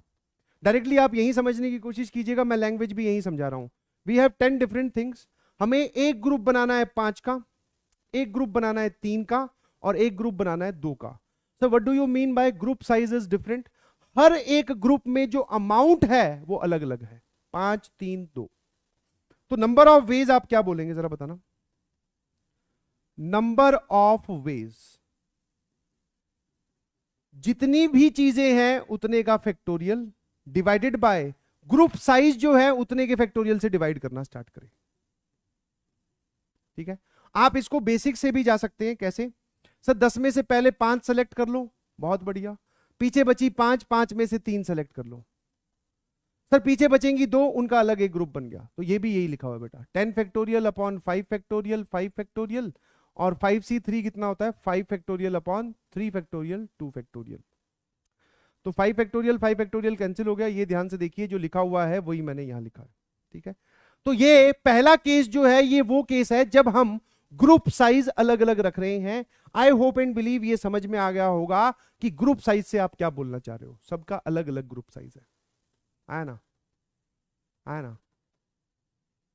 ठीक है, ग्रुप साइज अलग अलग है। तो नंबर ऑफ वेज, जितने टोटल चीजें हैं उनको उतने के फैक्टोरियल को किससे डिवाइड करना है? सभी के ग्रुप साइज के फैक्टोरियल से। मेरे ख्याल से आप समझ गए। नाउ अगले में क्या है sir? When group size is same, चीजें डिफरेंट, ये ध्यान रखना, 10 डिफरेंट थिंग्स और 10 अलग अलग चीजें हैं। अब मैं क्या बोल रहा हूं जरा देखना। मैंने बोला एक तो 6 का ग्रुप बना दो, एक 2 का और एक 2 का। सारी की सारी चीजें बट गई क्या? यस। अब जरा बोलना नंबर ऑफ वेज कितने होंगे? सर अब नंबर ऑफ वेज हो जाएंगे, जितनी टोटल चीजें हैं उतने के फैक्टोरियल से डिवाइड करो, मतलब उतने के फैक्टोरियल को, जितना ग्रुप साइज है उतने के फैक्टोरियल से तो डिवाइड करना ही करना है। यहां पर कुछ एक्स्ट्रा डिवाइड भी करना पड़ता है, जितने ग्रुप्स का साइज सेम उतने के फैक्टोरियल से डिवाइड करिए। सर 2 ग्रुप्स का साइज सेम है तो 2 फैक्टोरियल से और डिवाइड किया। यहां पर किसी एक्स्ट्रा से डिवाइड नहीं होगा, यहां पर एक्स्ट्रा से डिवाइड होता है। और वो एक्स्ट्रा कौन है? जितने ग्रुप्स का साइज सेम उतने के और फैक्टोरियल से डिवाइड कीजिए। यस और नो? सर इसी में फिर सवाल तो ये भी बन सकता है। मैंने कहा देखता जा, सारा एकदम जड़ से खत्म कर देंगे, घबरा मत। वापस हमारे पास 10 डिफरेंट थिंग्स हैं, और अब की बार आपने बोला कि 2-2 के 5 ग्रुप बना दो। सब में ग्रुप साइज सेम रख लिया सर आपने, ठीक है? हाँ। अब अगर मैं पूछता हूं नंबर ऑफ वेज, सुनना अब क्लियर हो जाएगा शायद। टोटल कितनी चीजें हैं? 10 फैक्टोरियल। कितने ग्रुप बनाने हैं सर? 2 2 2 2। तो 2 फैक्टोरियल कितनी बार आएगा? 2 फैक्टोरियल 2 फैक्टोरियल 2 फैक्टोरियल 2 फैक्टोरियल 5 बार, तो 2 फैक्टोरियल की पावर 5। कितने ग्रुप्स ऐसे हैं जिनका साइज सेम है? सर 5 ग्रुप, तो 5 फैक्टोरियल से और डिवाइड करेंगे, है ना? कोई दिक्कत है किसी को? No sir. एक और करके बताऊं क्या? 10 वही डिफरेंट थिंग्स, और 10 डिफरेंट थिंग्स को अब की बार क्या करना है? 3 3 2 और 2। नंबर ऑफ वेज बताना जरा। हाँ, नंबर ऑफ वेज लिखना आप अच्छे से सीख लीजिए please. Total 10 factorial divided by जितने भी ग्रुप साइज है उनसे तो डिवाइड करो ही करो। यहां तक बात समझ में आती है? हाँ जी। 2 एक्स्ट्रा फैक्टोरियल से भी डिवाइड होगा। इतने ग्रुप्स का साइज सेम है, एक जैसा है, और ये कितने हैं? 2, तो 2 फैक्टोरियल से डिवाइड किया। इतने ग्रुप्स का साइज सेम है, एक जैसा है, तो एक और 2 फैक्टोरियल से डिवाइड किया, है ना? समझ गए? तो जब आप कुछ अलग अलग चीजों को, सारी चीजें हर एक पॉइंट पे सोच के देखिए प्लीज। पहली चीज से चीजें डिफरेंट होनी चाहिए, बहुत बढ़िया। दूसरी चीज, जिन ग्रुप्स में आप बांट रहे हो उनका अगर साइज अलग अलग हो तो कोई परेशानी नहीं है। ग्रुप्स का अगर साइज सेम हो जाए तो परेशानी है। जितने ग्रुप्स का साइज एक जितना होगा उतने के एक्स्ट्रा फैक्टोरियल से डिवाइड। 5 ग्रुप्स का साइज एक जैसा था तो 5 फैक्टोरियल से डिवाइड। 2 एक जैसा था तो 2 फैक्टोरियल, 2 एक जैसा था तो एक और 2 फैक्टोरियल। मेरे ख्याल से आप समझ गए होंगे। कोई परेशानी है? हाँ ना? एक पूछा sir why why it is so. यार रिवीजन में इतना पढ़ोगे ना डिटेल में तो फिर गड़बड़ हो जाएगी। ऐसा करते हैं, याद रख लो। बिकॉज जब ग्रुप सेम होता है ना, ग्रुप का साइज सेम होता है, तो ग्रुप्स के बीच में भी अरेंजमेंट हो जाती है। ग्रुप्स के बीच में भी अरेंजमेंट हो जाती है। अगर मैं आपको इस चीज की फील दिलवाऊं तो मान लो 4 लोग हैं ए बी सी डी, इसको 1 3 और 1 1 के ग्रुप में बांट दो। सुनने की कोशिश करना, आपको अगर फील ऑफ पीएनसी चाहिए तो। ठीक है, देख लो 4 लोग हैं, ये 4 डिफरेंट चीजें। एक तो ग्रुप बनाना है 3 का और एक बनाना है 1 का। नंबर ऑफ वेज आप जानते हैं, 4 फैक्टोरियल अपॉन 3 फैक्टोरियल 1 फैक्टोरियल। मैंने कहा ठीक है भाई। कैसे कैसे बनेगा सर? अगर ए बी सी यहां तो डी यहां, अगर बी सी डी यहां तो ए यहां, सी यहां और बी यहां। जो बच गए, सी बच गया तो यहां पे आएगा ए बी डी, बी आ गया तो यहां आ जाएगा ए सी डी। देख लो ध्यान से, ये 4 तरीके लिखे हुए हैं, देख लो। इसके अलावा और कोई तरीका नहीं है। समझ गए मेरी बात? है ना? ये ग्रुप साइज सेम था, सॉरी डिफरेंट था तब। अब की बार मैंने फिर से कमांड दी। अब भैया किसी ने पूछा है तो बताने लग गया हूं मैं। अब की बार मैंने बोला इनको 2 2 के ग्रुप में बांटो, ग्रुप साइज सेम है। सर हमारे हिसाब से नंबर ऑफ वेज, जो फॉर्मूला आपने सिखाया वो ये बोलता है 4 फैक्टोरियल अपॉन 2 फैक्टोरियल, 2 फैक्टोरियल एक और 2 फैक्टोरियल। ये कितना होता है बेटा? ये है 8 और ये है 24, तो जवाब आएगा 3। फॉर्मूला तो ये बोलता है। एक एक्स्ट्रा 2 फैक्टोरियल क्यों आया? बिकॉज 2 ग्रुप्स का साइज सेम है। चलिए अब इसको काउंट करके देखते हैं। सर एक तरफ आप रख लीजिए ए बी को। मैंने कहा ठीक है भाई। एक तरफ मैंने रखा ए बी को तो दूसरे ग्रुप में सी डी चला गया। फिर मैंने एक तरफ ए सी को रखा तो दूसरे ग्रुप में बी डी चला गया। फिर मैंने एक तरफ बी सी को रखा तो यहां पर तीसरे ग्रुप में ए डी चला गया। इसके अलावा कुछ और बताओ। फिर कोई बोलेगा सर यहां पर आप सी और डी को रख लीजिए, तो यहां बचेगा बेटा ए और बी। एक ग्रुप में ए बी, एक ग्रुप में सी डी, ये ऑलरेडी काउंट हो चुका है ना? इन 3 तरीकों के अलावा आपके पास कोई और तरीका नहीं है। 4 अलग अलग लोगों को 2 2 के ग्रुप में।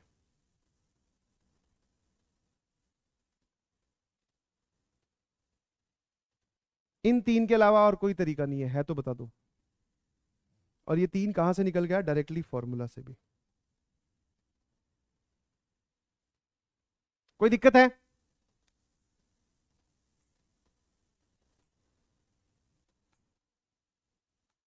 ठीक है, चलिए। ये हुआ हमारा ग्रुप्स में डिवीजन। नाउ एक थोड़ा डिस्ट्रीब्यूशन के फॉर्मूलेज देख लीजिए। अभी हम बात कर रहे हैं सिर्फ और सिर्फ डिफरेंट चीजों की। अभी हम बात कर रहे हैं बेटा सिर्फ और सिर्फ डिफरेंट चीजों की। ठीक है, आ जाइए यहां पर। The number of ways of distributing n different things among n person such that each get one. आपके पास 4 चॉकलेट हैं, सामने 4 बच्चे बैठे हैं। 4 चॉकलेट है, सामने 4 बच्चे बैठे हैं, सबको एक एक देनी है ना? तभी तो एक भी बोल रहे हैं। Such that each get one, सबको कम से कम एक मिलनी चाहिए। इसका मतलब क्या है सर? अमाउंट जितनी आप चीजें बांट रहे हो और जितने में बांट रहे हो वो दोनों बराबर है, तो सबको एक एक ही तो मिलेगी। किसी एक को 2 दे दी तो एक खाली रह जाएगा। अब इसका तरीका क्या होगा? तो आपने क्या किया, ए बी सी डी को, या फिर एक काम किया, चॉकलेट्स को रख लिया। सर चॉकलेट्स कौन कौन सी? डेरी मिल्क, कैडबरी, अच्छा नहीं, जो सुनीता को देनी थी, जो बबीता को देनी थी, जो लक्षिता को देनी थी, और जो उर्मिला को देनी थी। ठीक है, हाँ, तुमने खरीद के रखी होगी अपनी जिंदगी में, वो सारी सर खरीदी रह गई, दे तो कभी पाई नहीं। तो ये 4 चॉकलेट्स होगी, समझ गए? अब सर हमारे दिल में क्या हुआ, एकदम प्यार जहां, हाँ, हेमा, रेखा, जया, सुषमा, ये ठीक रहेगा, है ना? वापस change of plan. You all are very creative, you all are very creative. आप सब लोग एकदम क्रिएटिव हैं। नाम मेरे पास कम पड़ रहे थे तो बोले सर ले आओ। नाम मेरे पास कम पड़ रहे थे तो लो सर हमारे पास नाम है, ले भाई देख। हेमा, थोड़ा मजा, यस, हेमा, रेखा, जया और सुषमा। भैया इनको चॉकलेट देते घूम रहे हो अंटियों पे। चलो ठीक है, जो भी है ये ठीक है सर, हमारे पास वो चॉकलेट बची रह गई। हमारे दिल में सर एकदम बोलते हैं ना, now we are very humble person, soft hearted, humble person, soft hearted. अब हम क्या करेंगे, वो बच्चों को बांट देंगे। और क्या, चारों इकट्ठी हो गई। एक्सपायरी डेट से पहले सर छोटे बच्चों को बांट देते हैं। हमने 4 बच्चे पकड़े, बहुत बढ़िया। ज्यादा दिन रुकोगे तो हो सकता है इन्हीं के बच्चों को बांटनी पड़े। हाँ, मामू चॉकलेट चाहिए। Oh my God, very drastic situation it is. चलिए अब जरा देखना बांटने का तरीका क्या है। जो चॉकलेट हमने चॉकलेट रख दी, बच्चों को बोला कि इनके सामने अरेंज होते जाओ। ठीक है, एक डिस्ट्रीब्यूशन का तरीका मैं आपको समझा रहा हूं, जोक सपाट। सर इन चारों को हमने बोला कि ये तो चॉकलेट यहां रखी रह गई, बच्चों को बोला कि अरेंज होते जाओ। इनके सामने बच्चे कितने तरीके से अरेंज हो सकते हैं? 4 फैक्टोरियल तरीके से। कितने तरीके से अरेंज हो सकते हैं? 4 फैक्टोरियल तरीके से। तो 4 factorial he number of veg है। क्यों? क्योंकि एक तरीका तो ये रहा, जिस चॉकलेट के सामने जो बैठा है उसको वही चॉकलेट पकड़ा दो। अगले अरेंजमेंट में क्या होगा सर? हो सकता है बी यहां आ जाए, सी यहां आ जाए, ए यहां आ जाए और डी यहीं रहे। अब इनको फिर वापस पकड़ा दो। समझ पा रहे हो? फील कर पा रहे हो number of ways of distribution को? आया ना? बहुत बढ़िया। तो एक बात बताओ, ऐसे ही अगर टोटल आपके पास n चीजें हो और वो n बच्चों में बांटनी हो, n पर्संस में बांटनी हो, सब सच दैट सबको एक एक मिलनी चाहिए, तो number of veg is n factorial. n chocolates line में लगा ली, सामने n बच्चों को बोला इनके आगे अरेंज होते जाओ, जिस जिसके सामने जो जो आए उसको पकड़ाते जाना। Number of arrangement of n persons on n seats बोल दीजिए, n लाइन बोल दीजिए, n फैक्टोरियल।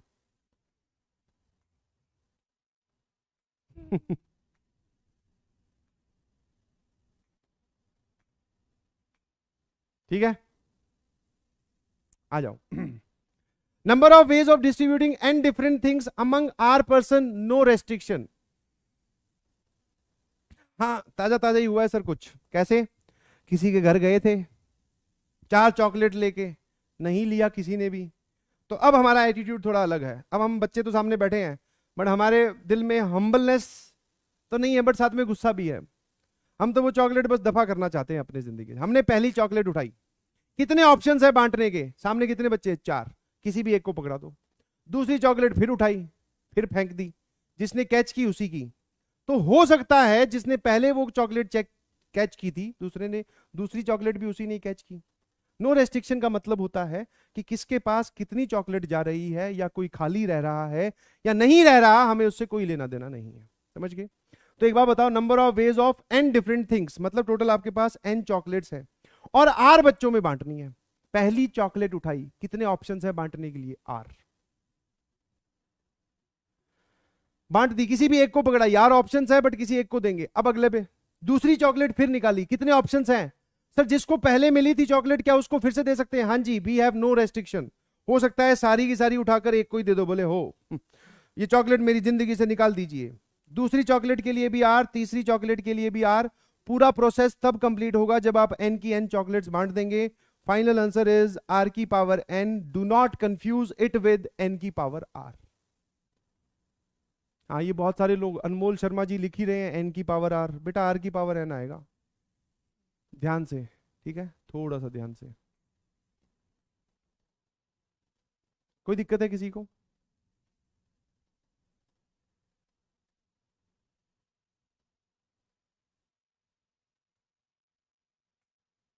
हार्दिक आनंद, बेटा n की पावर r नहीं होगा, r की पावर n होगा। पूरा सोचना है, आधा नहीं, कम सोचना है, ज्यादा नहीं। सोचना क्या है इसमें, सोच के देख लिया, अब तो बांटना है, ठीक है। आ जाइए इधर। और ये लास्ट तो फॉर्मूला ये है, number of ways of distributing n different things among r person such that each get at least one. कम से कम हर एक को एक एक मिले, यही सिचुएशन है। इसमें तो सर टोटल पॉसिबल था, अब हर एक को एक एक मिले। इस फॉर्मूले को याद कर लीजिए। हाँ, ऑल्टरनेट प्लस माइनस साइन है, minus plus minus plus. R क्या है सर? आर इज जितने लोग हैं, नंबर ऑफ पर्सन। एन क्या है? Total number of things. Please memorise it.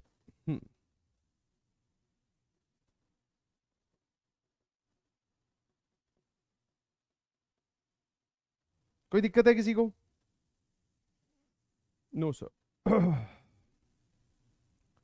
JEE advance 2018 का क्वेश्चन। सर आप रिवीजन में ही एडवांस वाले सवाल करवा रहे हो तो तुम्हें मजा नहीं आ रहा है, ये बताओ। या कोई चीज ऐसी है जो तुम नहीं सॉल्व कर पा रहे हो तो बताओ, या नहीं समझा पा रहा हूं तो बताओ।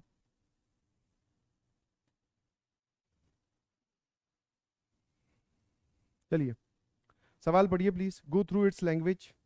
ठीक है, हम लोग जो रिवीजन, मैंने आपको बोला था ना, रिवीजन इतने धूमधाम से करवाई जाएगी कि आपका मैक्सिमम बेनिफिट हो।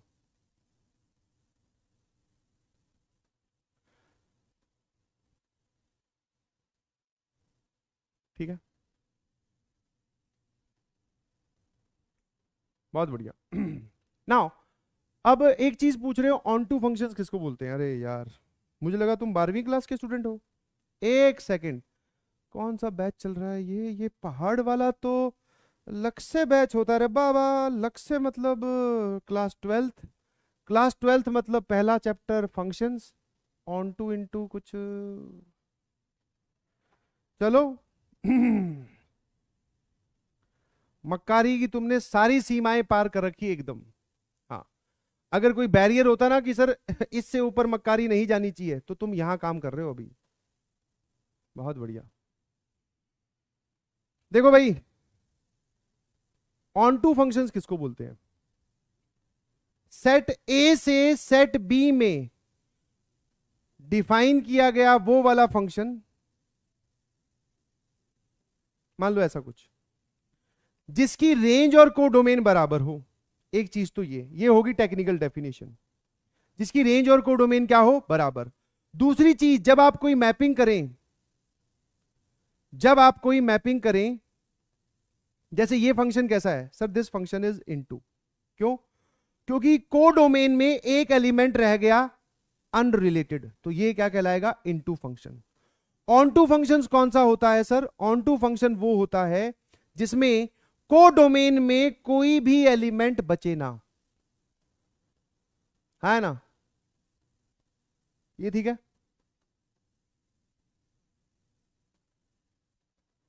हाँ, ये है सर इनटू। क्यों? क्योंकि यहां पर कोडोमेन में एक एलिमेंट बच गया जिसको आपने किसी से जोड़ा नहीं। सर जैसे कि अब ऑन टू कैसा होगा? ऑन टू फंक्शन ऐसा होगा बेटा, जैसे मान लो इधर 4 लिए, जैसे ये वाला फंक्शन ऑन टू है।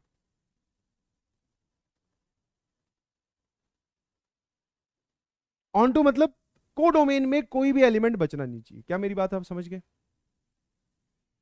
ठीक है। हाँ, फॉर्मूला नहीं याद करते हैं भैया, अपना काम है समझाने का। Set X be exactly 5 element, ध्यान सुनिएगा, मैं समझा रहा हूं, सुन लो। Set Y be a set with exactly 7 elements. The number of functions from X to Y is if a. अच्छा, सेट एक्स में कितने एलिमेंट्स हैं sir? 5 elements, A B C D E. और सेट वाई में कितने elements हैं sir? 7 elements, 1 2 3 4 5 6 1 2 3 4 5 6 7। अभी हम बात कर रहे हैं ए की, और ए में नंबर ऑफ कौन से सर, कौन से फंक्शंस की बात कर रहे हैं? 1 1 फंक्शंस की। अब 1 1 भी बताना है क्या? हाँ सर पूरा बताओ, पैसे दिले हैं। अच्छा ठीक है। अभी 1 1 फंक्शन किसको बोलते हैं, ध्यान सुनना। जब यहां का एक एलिमेंट यहां के सिर्फ एक एलिमेंट से ही रिलेटेड हो। इसको अगर आप पीएनसी के पॉइंट ऑफ व्यू से सोचना चाहते हैं, ध्यान सुनिए मेरी बात। ये हैं बच्चे, चिल्ड्रन, और ये होती है बेटा चॉकलेट। मेरी बात ध्यान सुनना। पहले मैं 1 1 फंक्शन की टेक्निकल डेफिनेशन बता देता हूं। यहां का एक एलिमेंट इधर एक ही एलिमेंट से रिलेट होना चाहिए, 1 to 1 मैपिंग होनी चाहिए मतलब, और वो सारे एलिमेंट्स अलग अलग हो। जैसे कि ये दोनों ही मैनी वन है, क्योंकि ये दोनों मिलकर सर एक से रिलेट हो रहे हैं, जबकि आपने बोला एक एक से। तो ए बराबर जो है वो लिख रहा हूं, ध्यान सुनना। और अभी जो मैंने डेफिनेशन आपको बताई वो तो थी टेक्निकल डेफिनेशन। अभी sir PNC point of view से आप क्या बोलेंगे? ये बच्चे हैं और ये चॉकलेट है, 5 ही चॉकलेट है, और इधर बांटनी है कि एक एक मिलनी चाहिए। ये चॉकलेट इधर बांटनी है कि एक एक मिलनी चाहिए। सर 7 बच्चे हैं, 5 चॉकलेट है, एक एक मिलनी चाहिए, इसका मतलब कोई 2 तो बेचारे खाली रहेंगे। यस, समझ गए मेरी बात? हाँ। तो पहले हमने 7 में से 5 बच्चे सेलेक्ट किए। सर वो 5 बच्चे कौन से हैं जिनको चॉकलेट मिलेगी? जो 2 रह गए पीछे, वो 2 खाली बेचारे। ठीक है, मान लो आपने वो 5 बच्चे यही सेलेक्ट कर लिए। अब ये 5 चॉकलेट 5 बच्चों में बांटनी है, 5 चॉकलेट 5 बच्चों में बांटनी है, सबको एक एक। 1 1 का मतलब एक को एक। यस और नो? तो 5 चॉकलेट 5 बच्चों में बांटनी है, दिस इज 5 फैक्टोरियल। इसी को ही आप 7p5 भी बोल सकते हैं, है ना? This is a. कोई दिक्कत है किसी को? कोई परेशानी? दिस इज ए 1 1 फंक्शन हो गया। अब बात कर रहे हैं बेटा हम ऑन टू फंक्शंस की। अब बात कर रहे हैं हम B, that is onto functions.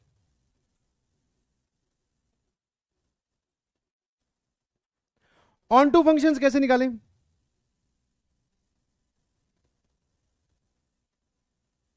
Onto functions कैसे निकालना? ऑन टू का 7p5 समझ में आया आप लोगों को? 7 में से कोई भी 5 बच्चों को सेलेक्ट करो जिनको चॉकलेट मिलेगी। 5 बच्चे सेलेक्ट करते ही अब सिचुएशन है 5 चॉकलेट 5 बच्चे, सबको एक एक देनी है। तो चॉकलेट के सामने बच्चे अरेंज करने का तरीका is 5 factorial, 7p5 is the answer. कोई बात परेशान कर रही है? A done. अब बात आती है sir B is the number of onto functions. Onto functions का मतलब होता है बेटा जी कि कोई भी बच्चा खाली नहीं बचना चाहिए, मतलब सबको चॉकलेट मिलनी चाहिए, यहां पर कोई खाली नहीं बचना चाहिए। अच्छा अब ध्यान रखना सर, वरना अगर इसी में ही ऑन टू फंक्शन पूछूं तो x टू y, x से y में ऑन टू फंक्शन पूछूं तो 0। क्यों? क्योंकि आपके पास चॉकलेट 5 ही है, बच्चे 7 हैं, आप बोल रहे हो कि कोई भी बच्चा खाली नहीं बोलना चाहिए, बचना चाहिए, तो सर 0 ही तो होगा अभी इस केस में। बट अगर आप ध्यान से देखते हैं उसने y टू x पूछा है, तो यहां आ जाएगा y, यहां आ जाएगा x, 1 2 3 4 5 6 7 और A B C D E। ध्यान रखना हमेशा राइट वाला जो होता है ये बच्चों की तरह बिहेव करता है, this is children division and distribution point of view से, and this is chocolate. Yes और नो? हाँ, इसमें तो अगर x टू y पूछता तो 0 हो जाता। अरे भाई ऑन टू मतलब कोई भी बच्चा खाली नहीं बचना चाहिए, चॉकलेट 5 ही है, बच्चे 7 है, बांटोगे और बोल रहे हो कोई खाली नहीं बचना चाहिए। सर लगता है हार्ट ब्रेक ज्यादा तगड़ा हुआ है जिसने सवाल पूछा उसका। y टू x मतलब चॉकलेट हमारे पास 7 है, बच्चे 5 है, कोई भी बच्चा खाली नहीं बचना चाहिए। तो इसमें हम क्या करते हैं, केसेस बनाते हैं। 5 तो बच्चे हैं, 7 चॉकलेट है, 7 चॉकलेट 5 बच्चों में बांटनी चाहिए, बांटनी है। पहले अमाउंट डिसाइड करें। पहले मैं क्या कर रहा हूं, अमाउंट डिसाइड कर रहा हूं कि मैं कैसे कैसे बांटूंगा। जैसे कि एक तो ये हो सकता है, किसी एक को 2, टोटल कितने बच्चे हैं? 5।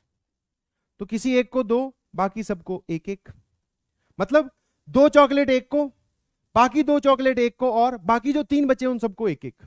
मैंने चॉकलेट भी सारी बांट दी, बच्चा भी कोई खाली नहीं बचा। सर एक और केस हो सकता है, 3-1-1-1, इसके अलावा और कोई केस नहीं हो सकता।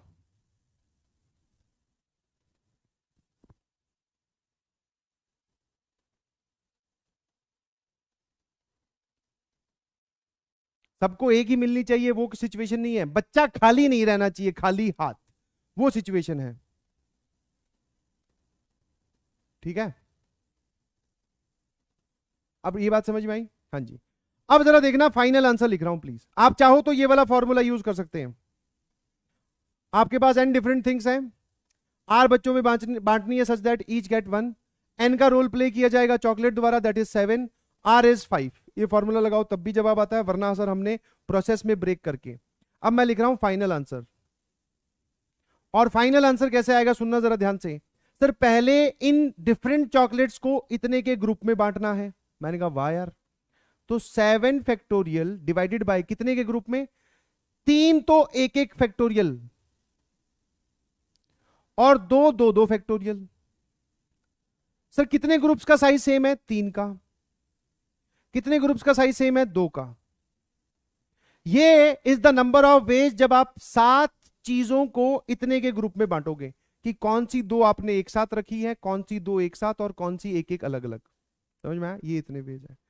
अब सर जब आपने ये 5 ग्रुप बना लिए, तो अब ये 5 चॉकलेट दिख रही है मुझे, तो मतलब 2 का 1 पैकेट बना लिया, 2 का 1 और पैकेट बना लिया, 1-1 का 3 पैकेट बना लिए। 5 पैकेट और 5 बच्चे, 5 चीजें 5 बच्चों में बांटने का तरीका is 5 factorial. Sir this is division, try to understand this process. This is division into groups, groups में बांटा गया, and this is distribution. Sir दूसरे केस, हमने दिया गया कार्य एक तरीके से कंप्लीट कर दिया, अब हम उसी कार्य को एक और तरीके से कंप्लीट कर रहे हैं सामने देखकर। सर वापस हमारे पास total number of chocolates are 7। अब की बार हम ग्रुप डिवाइड कर रहे हैं इस अमाउंट में, एक ग्रुप में 3, एक में 1, 1, 1 और 1, 1-1 वाले कितने हो गए? 4। तो सर कितने ग्रुप्स का साइज सेम है? 4 फैक्टोरियल से, और डिवाइड करो, 4 ग्रुप्स का साइज सेम है तो 4 फैक्टोरियल से। वापिस सर जब आपने पैकेट बना लिए तो 5 पैकेट है, 5 बच्चे हैं, 5 चीजों को 5 बच्चों में बांटने का तरीका इस 5 factorial. Again division in distribution. ईमानदारी से बताइएगा कितने लोगों को ये बी वाला पार्ट समझ में आया? सही ईमानदारी पूछ रहा हूं, जब आपने इतना टाइम यहां रुक के लगाया ही है तो बस यही सवाल लास्ट है, पहले एक बार ईमानदारी से बताइए। ऑन टू फंक्शन का मतलब होता है इस तरफ वाला कोई भी बच्चा खाली नहीं रहना चाहिए। तो आपको ये चॉकलेट ऐसे बांटनी चाहिए कोई भी बच्चा खाली ना रहे, मतलब उसके पास अमाउंट चाहे 3 चॉकलेट आ जाए चाहे 2 आ जाए, खाली हाथ नहीं रहना चाहिए कोई भी। दिस इज द बेसिक मतलब ऑफ ऑन टू फंक्शन। और मैंने कैसे सॉल्व किया? No direct formula, division and distribution, अलग अलग तरीके से।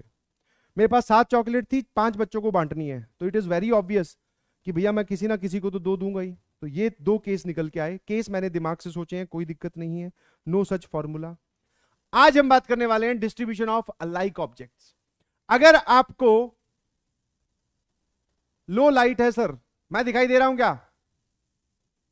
अब चेक करो कहां खड़ा हूं, लेफ्ट में कि राइट में?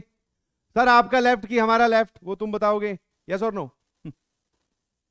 एक बोल रहा है सर ग्रीनिश दिख रहा है, यस बेटा ये येलोइश है, ग्रीन तो इस पे कुछ भी नहीं है। एक बात सही से बताओ यार, सब सही है क्या? नमस्ते नमस्ते नमस्ते, बहुत बहुत नमस्ते, स्वागत है, आ जाइए। एकदम क्लियर है क्या? क्या मैं सही दिखाई दे रहा हूं आपको? एक बोल रहा है सर डीपीपी हार्ड थी। अरे यार do not use this language की डीपीपी हार्ड थी। एक्सप्लेनेशन उसका वीडियो में आपको मिला है ना भैया, तो go through that explanation. All okay?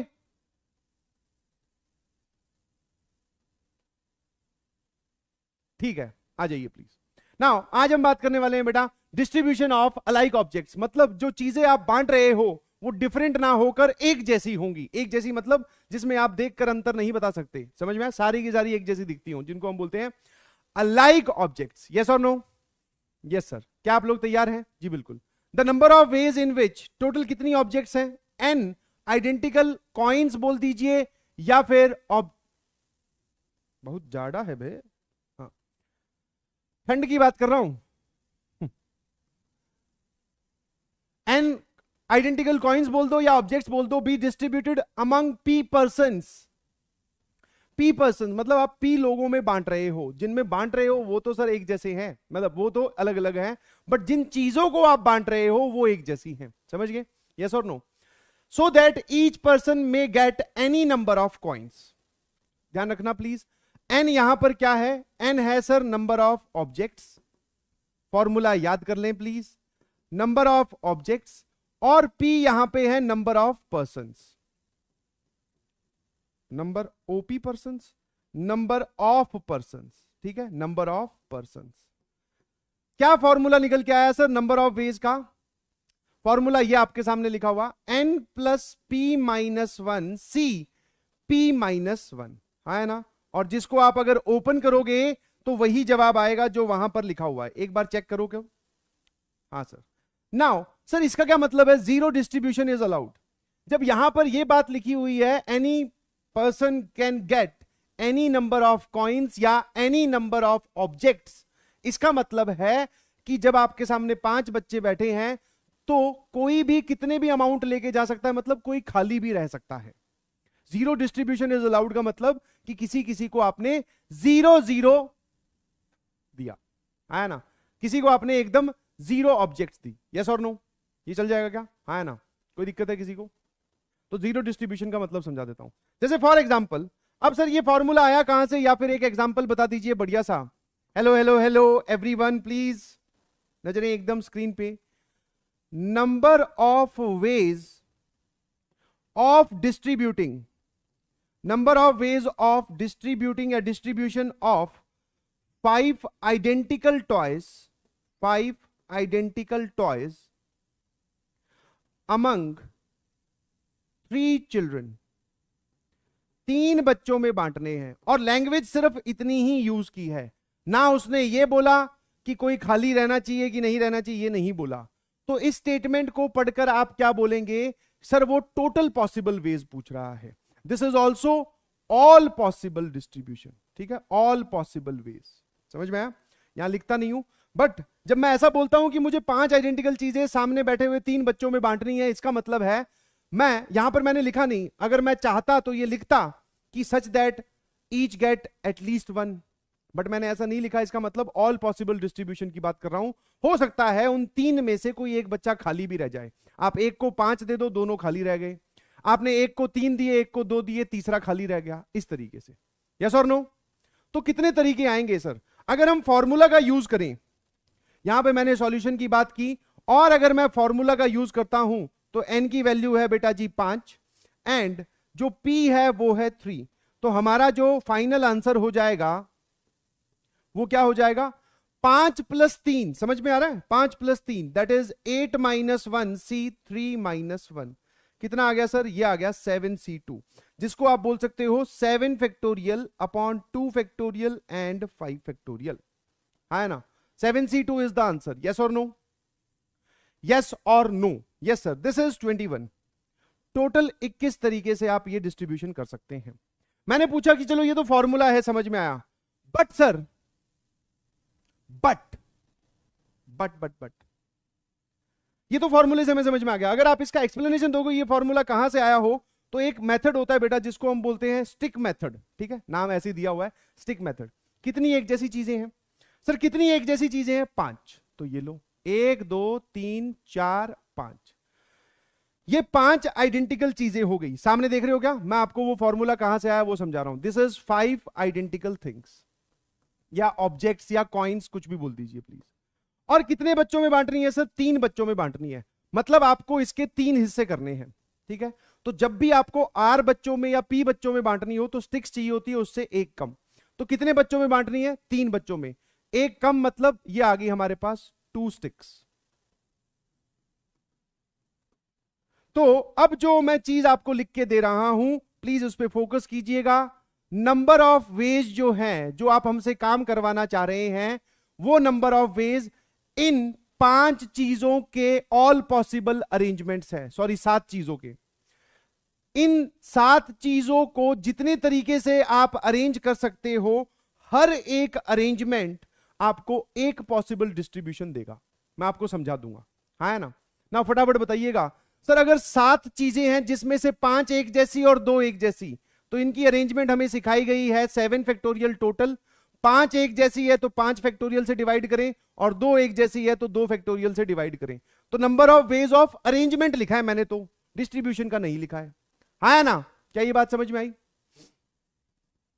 हाँ है ना, क्या आपको ये बात समझ में आई? कोई दिक्कत है किसी को? हाँ, इसको बैगर्स मेथड भी बोलते हैं, बिल्कुल सही। हाँ,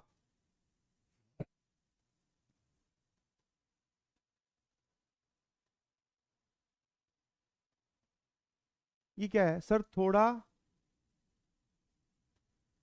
बटराइए कैसे? हेलो, नोट करने दो सर। नोट करने का टाइम नहीं है बेटा, आप समझने पे ध्यान दीजिए प्लीज, नोट आपको बाद में करना है। क्लियर? अब ये क्लियर कैसे हुआ ये तो बताओ। एक बताना जरा, अरेंजमेंट का तो तरीका सर ये ठीक है ना, जैसे कि एक पॉसिबल अरेंजमेंट आप मुझे बताइए। एक पॉसिबल अरेंजमेंट, 6 और आइडेंटिकल चीजों का एक पॉसिबल अरेंजमेंट तो सर यही है, दोनों स्टिक्स ऐसे। एक पॉसिबल अरेंजमेंट जो है वो ये हो सकता है, एक पॉसिबल अरेंजमेंट ये हो सकता है, एक पॉसिबल अरेंजमेंट ये हो सकता है ना। ऐसे जितने पॉसिबल अरेंजमेंट हो सकते हैं वो आपने यहां कैलकुलेट कर लिया, दिस इज 21। सर आपने बोला कि हर पॉसिबल अरेंजमेंट एक डिस्ट्रीब्यूशन को, हर पॉसिबल अरेंजमेंट एक डिस्ट्रीब्यूशन को रिप्रेजेंट करता है। एक बार समझाइए कैसे। मान लो वो जो 3 बच्चे थे वो हैं ए, बी एंड सी। 3 बच्चे कौन कौन से हैं बेटा? ए, बी एंड सी। वो 3 बच्चे हैं ए, बी एंड सी। हमने यहां पर क्या सोच रखा है कि जो इस स्टिक के जो सबसे लेफ्ट वाला पार्ट होगा वो हम उतना अमाउंट ए को देंगे, जो दोनों स्टिक्स के बीच में आएगा उतना अमाउंट बी को देंगे, और जो सबसे राइट में पार्ट आएगा उतना अमाउंट हम सी को देंगे। तो अभी इसके हिसाब से कौन सी डिस्ट्रीब्यूशन होगी? ए को मिले 5, बी को मिला कुछ भी नहीं, सी को मिला 0। एक डिस्ट्रीब्यूशन हो गया। 5 आइडेंटिकल चीजें थी, आपने सारी की सारी ए को पकड़ा दी, बी और सी इधर उधर देख रहे हैं, बहुत बढ़िया। इसके करस्पॉन्डिंग अरेंजमेंट बताना, मतलब इस अरेंजमेंट के करस्पॉन्डिंग डिस्ट्रीब्यूशन बताना। सर आपने ए को 2 दी, लेफ्ट में दोनों स्टिक्स के बीच में 2, तो बी को भी 2 दी, और सी को आपने दिया 1। ये लो। और तरीके बताना जरा। सर आपने ए को दिया 2, बी को दोनों के बीच में कुछ भी नहीं है 0, और सी को आपने दिया 3। बस सर उधर 0, बीच में 5। ऐसे करके मैं कितनी अरेंजमेंट्स बना सकता हूं? 21। तो इतने पॉसिबल डिस्ट्रीब्यूशन आ गए। यस और नो? कोई दिक्कत है? कोई दिक्कत है? मैंने ऐसे करके डॉट डॉट डॉट बेटा और भी अरेंजमेंट्स आएंगे, टोटल इज 21। समझ में आया कि आइडेंटिकल चीजें कैसे बांटते हैं? हाँ ना, इज दिस क्लियर? और क्या ये आपको फॉर्मूला एकदम क्लियर है क्या? ये वाला फॉर्मूला कोई परेशानी है? No sir. इसमें जीरो डिस्ट्रीब्यूशन भी अलाउड होता है। जीरो डिस्ट्रीब्यूशन मतलब कुछ कुछ लोगों के पास कुछ भी नहीं आया, बेचारों के पास। ठीक है सर, कोई बात नहीं, ठीक है, कुछ भी नहीं आया तो कोई बात नहीं, जीरो डिस्ट्रीब्यूशन अलाउड होता है। नाउ जो इसमें अगला जो पार्ट आ रहा है, that is when zero distribution is not allowed. वो बोले अब की बार जीरो डिस्ट्रीब्यूशन अलाउड नहीं है। सरल भाषा में अगर मैं इसका मतलब समझाऊं तो सामने जो बच्चे बैठे हैं उनमें से कोई भी खाली नहीं रहना चाहिए। वो जो चीजें आप बांट रहे हो इस तरीके से बांटिएगा कि हर एक के पास कम से कम एक चीज हो। आया ना? समझ में आएगी? नहीं समझ में आया? इसको टेक्निकल लैंग्वेज में कैसे बोलेंगे? ईच गेट एटलीस्ट 1 ऑब्जेक्ट या 1 कॉइन। यस और नो? Yes sir.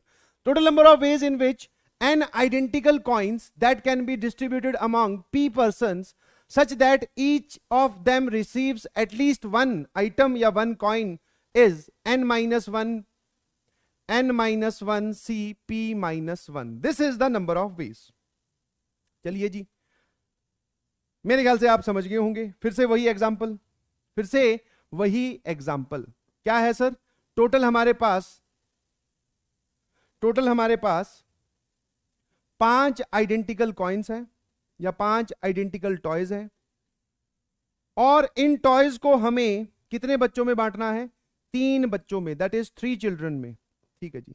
और कंडीशन क्या है, each get at least 1, each get at least 1। बताना जरा एक बार क्या जवाब आएगा।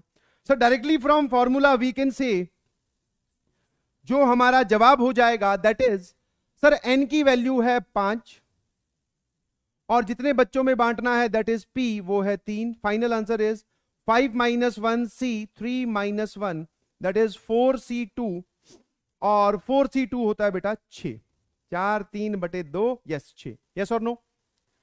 अब सर इसमें क्या सिचुएशन है, वापस स्टिक और वही है, ध्यान रखना। वापस इसका मैं एक्सप्लेनेशन भी आपको दे देता हूं। कितनी आइडेंटिकल ऑब्जेक्ट्स है सर, 5। और हमारे पास कितने स्टिक्स की जरूरत पड़ेगी, जितने बच्चों में आपको बांटनी हो उससे एक कम स्टिक की जरूरत पड़ती है, यस और नो, है ना। तो अब की बार सर एक कम स्टिक की जरूरत चाहिए या पड़ेगी, तो हमने 2 स्टिक्स रख ली। अब की बार स्टिक्स पे कंडीशन क्या है, बस ये ध्यान रखना सर, अगर आप चाहते हो कि किसी के पास 0 नहीं जाए, तो एक लॉजिक तो ये है कि दोनों स्टिक्स एक साथ ना आ जाएं, क्योंकि दोनों स्टिक्स एक साथ आई तो बीच वाले के पास 0 चला जाएगा, ठीक है सर। और स्टिक्स जो है वो एंड पॉइंट्स पे भी ना आए, समझ पा रहे हो। 2 कंडीशन है सिर्फ इसी अरेंजमेंट में, और सोचना है स्टिक्स दोनों एक साथ ना आए और स्टिक्स एंड पॉइंट्स पे ना जाए। एंड पॉइंट्स पे मतलब जैसे इसमें देखो क्या हो रहा है सर, इसमें 0 0 चला जा रहा है, और जैसे इसमें है एंड पॉइंट पे है, समझ में आया। तो अब जरा देखना, इसी को ही बिना फॉर्मूले के अगर आपको करना हो तो आप गैप काउंट करिए, 1 2 3 4 5 6, सुनते जाना। सर स्टिक यहां नहीं आनी चाहिए और स्टिक यहां नहीं आनी चाहिए। कितने गैप बचे जहां पर आप स्टिक रख सकते हो, number of gaps, number of gaps. Total number of gaps नहीं पूछ रहा हूं बेटा, टोटल नंबर ऑफ गैप्स तो 6 हो जाएंगे। कहां कहां पे आप 2 स्टिक्स जमा सकते हो, sir total number of gaps are 4। उनमें से कोई भी 2 आप सेलेक्ट कर लीजिए, इनमें से सेलेक्ट एनी 2, सेलेक्ट एनी 2। तो क्या आप क्या लिखोगे, दैट इज 4c2, और वही 6 के बराबर होता है। अब कोई बोले सर कैसे, हमें तो नहीं समझ में आया कि कैसे आप इसमें से गैप सेलेक्ट कर रहे हो और वो एक डिस्ट्रीब्यूशन का तरीका बन गया। मान लो किसी बच्चे ने बोला कि एक स्टिक या एक गैप ये सेलेक्ट हुआ और दूसरा गैप ये सेलेक्ट हुआ, मतलब वो एक स्टिक यहां रख रहा है और एक स्टिक यहां रख रहा है। एक बार डिस्ट्रीब्यूशन बताना इसके करस्पॉन्डिंग, सबसे लेफ्ट वाला जो अमाउंट है वो ए के पास जाएगा, तो ए को मिला 1। बीच वाला अमाउंट जाएगा सर बी के पास, बी को मिला 3। और लास्ट वाला अमाउंट जाएगा सर सी के पास, सी को मिला 1, 1 3 1, ठीक है सर, किसी को भी 0 नहीं मिला, है ना। समझ पा रहे हो मेरी बात, अरे बोलो। फिर कोई बोलेगी सर मान लो हमने वो यहां रख दिया, इन दोनों पे तो रखना ही नहीं है क्योंकि इसको मैंने इंक्लूड भी नहीं किया, तो अब भी ठीक है सर, 2 2 1 वाला डिस्ट्रीब्यूशन हो गया। क्या आपको बात समझ में आई कि कैसे हम फॉर्मूले तक पहुंचे थे और किस तरीके से हम जवाब निकाल रहे हैं, यस और no. Final answer is 4c2। चलिए जी, बहुत बढ़िया।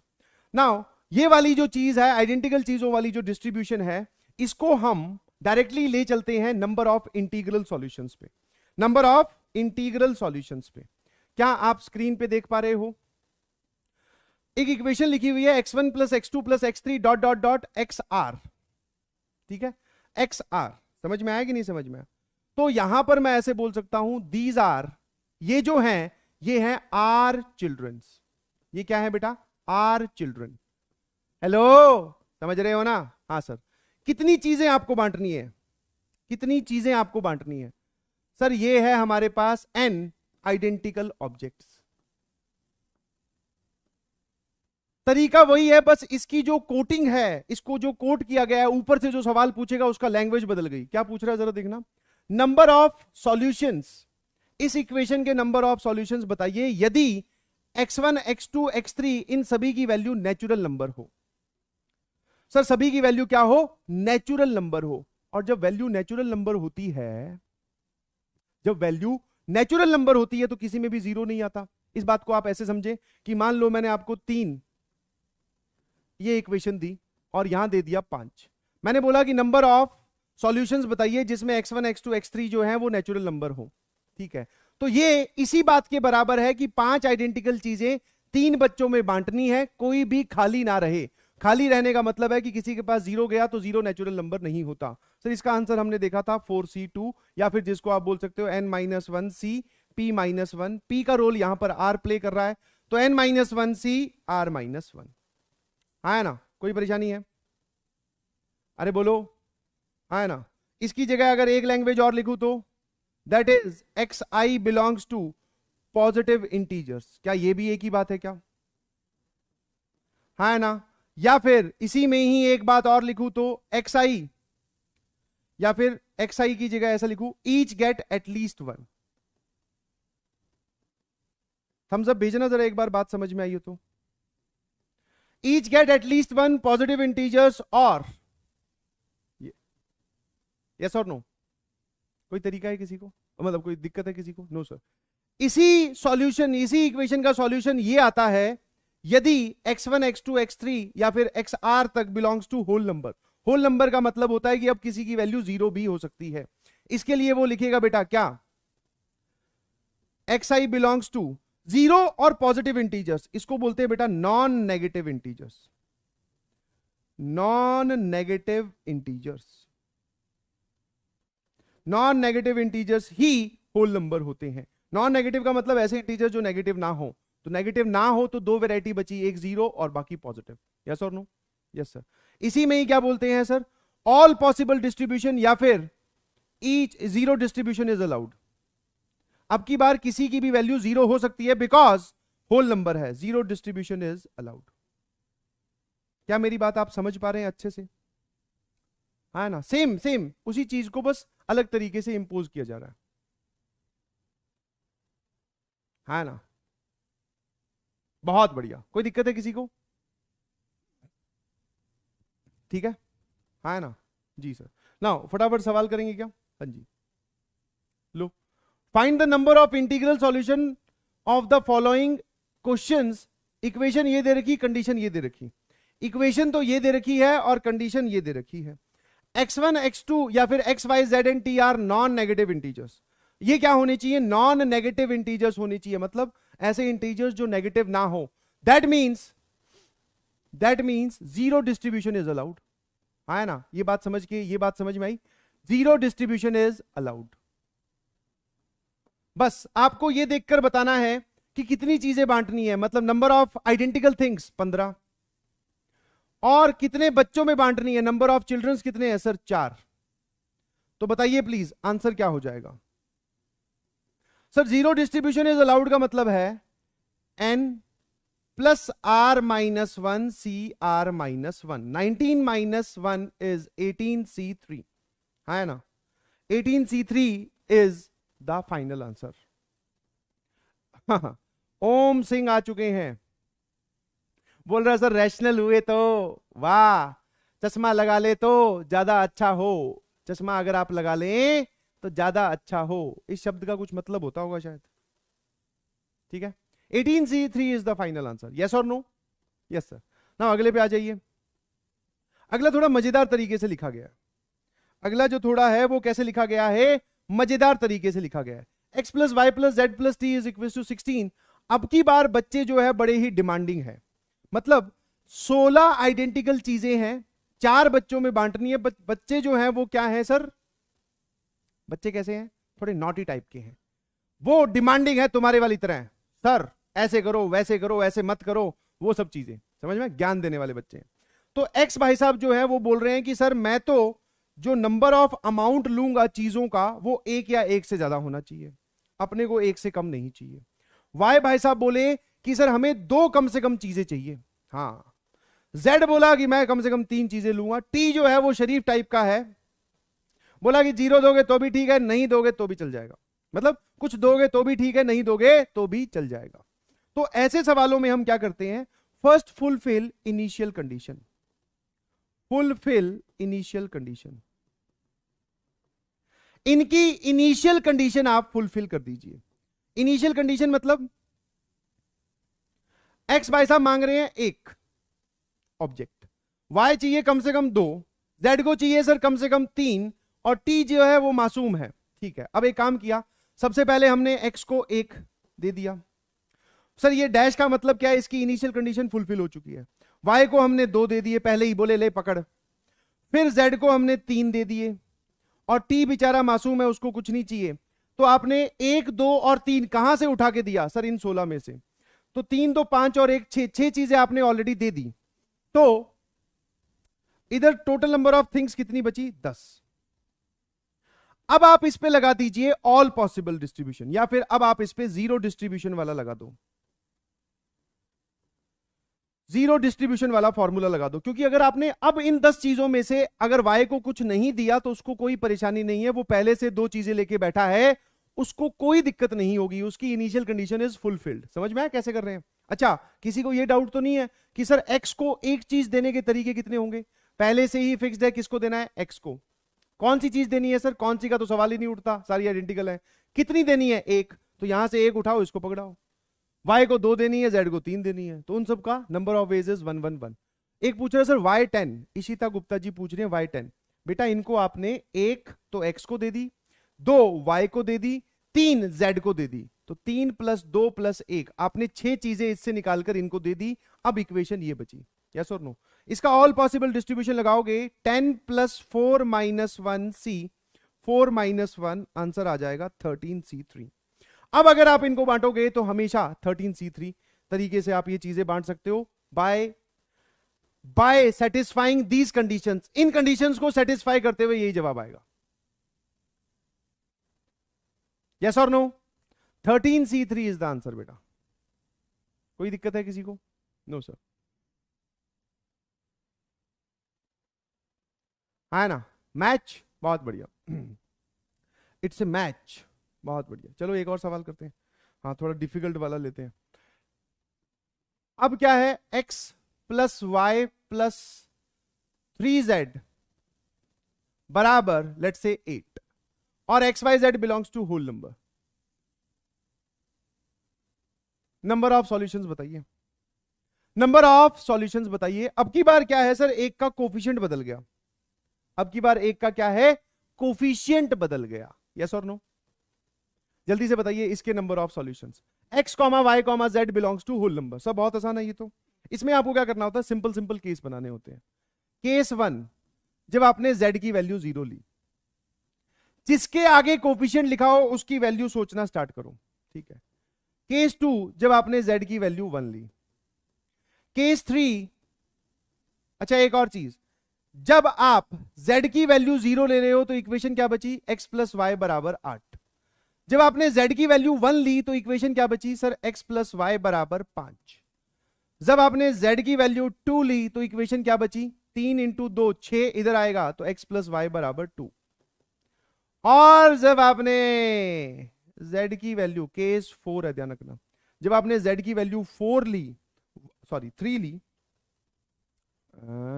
हाँ एक सेकेंड, हाँ ठीक है, तो सर x + y बराबर आ गया -1। यहां पे 3 रखोगे तो ये हो जाएगा। तो मेरे ख्याल से ये समझ में आता है, this case is not possible. समझ में आया? इसके आगे नहीं जाने की जरूरत है, दिस इज नॉट पॉसिबल वाला केस आ गया। ये कैसा केस आ गया बेटा? नॉट पॉसिबल वाला केस। मतलब यही 3 केस बनेंगे, 0, 1 एंड 2 वाला, बस। है ना जी? बिल्कुल। अब आप मुझे इसके नंबर ऑफ सॉल्यूशंस बताइए। सर x और y की वैल्यू कैसी हो सकती है? होल नंबर मतलब जीरो डिस्ट्रीब्यूशन अलाउड है। n की वैल्यू है 8, टोटल नंबर ऑफ पर्सन कितने हैं? 2। तो 8 + 2 - 1 c, 2 - 1 कितना आ गया बेटा? ये 9c1। बहुत बढ़िया। इसके नंबर ऑफ सॉल्यूशंस बताइए। Total number of identical objects 5। कितने लोगों में बांटनी है? 2 लोगों में, क्योंकि z की वैल्यू आप ऑलरेडी दे चुके हो। बहुत बढ़िया। चलिए कितना आएगा जरा बोलना। सर ये आ जाएगा 5 + 2 - 1 c, 2 - 1, this is 6c1, yes और नो? और यहां आ जाइए सर, ये कितना हो जाएगा? 2 + 2 - 1 c, 2 - 1, ये आ जाएगा बेटा 3c1। ये लिखा हुआ है 9, ये लिखा हुआ है 6, ये लिखा हुआ है 3, टोटल 18 वेज आ गए। और यही हमारा फाइनल आंसर है। काम खत्म। कितने लोगों को बात समझ में आया? कितने लोगों को बात समझ में आई?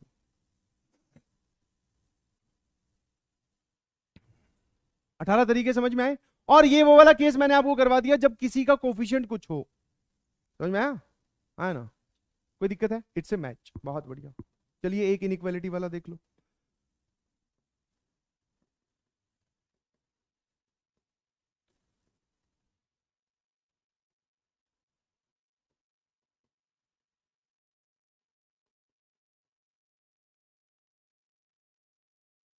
इस सवाल का जवाब दे दीजिए फटाफट। अब की बार क्या है, लेस देन इक्वल्स टू 33 है, फटाफट जवाब देने की कोशिश करेंगे, फटाफट जवाब देने की कोशिश करेंगे। लेस देन इक्वल्स टू 33 का मतलब पहले मैं समझा देता हूं आपको, फटाफट मतलब समझा देता हूं। मतलब अब तीन लोगों में हमें 33 आइडेंटिकल चीजें नहीं बांटनी है, 33 या 33 से कम। जैसे फॉर एग्जांपल इसका एक सॉल्यूशन ये हो जाएगा क्या, 1 1 2, हाँ सर, क्योंकि दो टोटल सम कितना आ रहा है 4, टोटल सम अगर 4 आ रहा है तो 33 से छोटा है।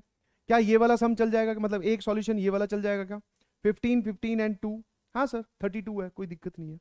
इसका मतलब जब मैं इन सॉल्यूशंस को देखता हूं, बच्चों सामने देखना ध्यान से, जब मैं इन सॉल्यूशंस को देखता हूं तो मैंने इस बार सिर्फ 4 चीजें बांटी और इस बार मैंने 32 चीजें बांटी।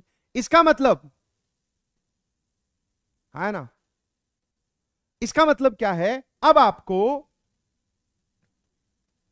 इसके मतलब कि टोटल इनमें 33 से बराबर या कम चीजें बांटनी है। जो अमाउंट आप इनमें बांटोगे वो 33 या 33 से कम होना चाहिए। इसमें हम क्या करते हैं बेटा, ध्यान सुनिएगा प्लीज, ऐसे सवालों को आप क्या करें, एक फॉल्स वेरिएबल लाके बैठा दो, मतलब एक टी लगा दो यहां पर और इसको कर दो बराबर 33। समझ में आया कि नहीं समझ में आया, क्या कर दो, बराबर 33 कर दो, ठीक है। बराबर मतलब सर इक्वालिटी में क्यों बदला, अभी समझ में आ जाएगा, पहले आप प्रोसेस देखिए कि क्या करते हैं। मैंने 3 बच्चे थे, मैंने एक बच्चा अपनी तरफ से फॉल्स बच्चा जिसको बोलते हैं फॉल्स वेरिएबल वो बैठा दिया। अब भाई साहब बोल रहे हैं कि एक्स वाई जेड की वैल्यू जो है वो नेचुरल नंबर होनी चाहिए, एक्स वाई जेड की वैल्यू नेचुरल नंबर होनी चाहिए, मतलब 1 या 1 से ज्यादा होनी चाहिए। तो हमने क्या किया, इनिशियल कंडीशन फुलफिल कर दी।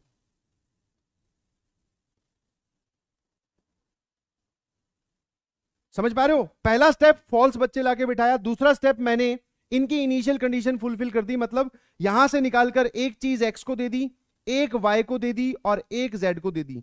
सर आपने ऐसा क्यों किया, because x y z are natural numbers, तो इनकी वैल्यू 1 या 1 से बड़ी होनी चाहिए, है ना। नाउ अब आप इस पे लगाइए जीरो डिस्ट्रीब्यूशन वाला फॉर्मूला, लगाओ तो सर एक बार। सर जीरो डिस्ट्रीब्यूशन वाले फॉर्मूले के हिसाब से जवाब आएगा total number of identical things are 30।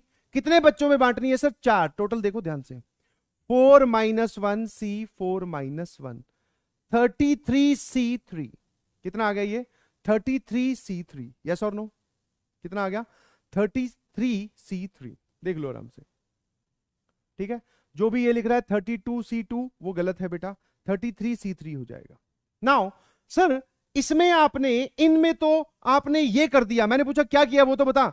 Sir आपने हो सकता है एक्स डैश को अब यहां से उठाकर कुछ ना दिया हो सकता है आपने वाई डैश को 5 चीजें दे दी हो सकता है आपने जेड डैश को 7 चीजें दे दी और हो सकता है आपने इसको 18 चीजें दे दी हो, ठीक है।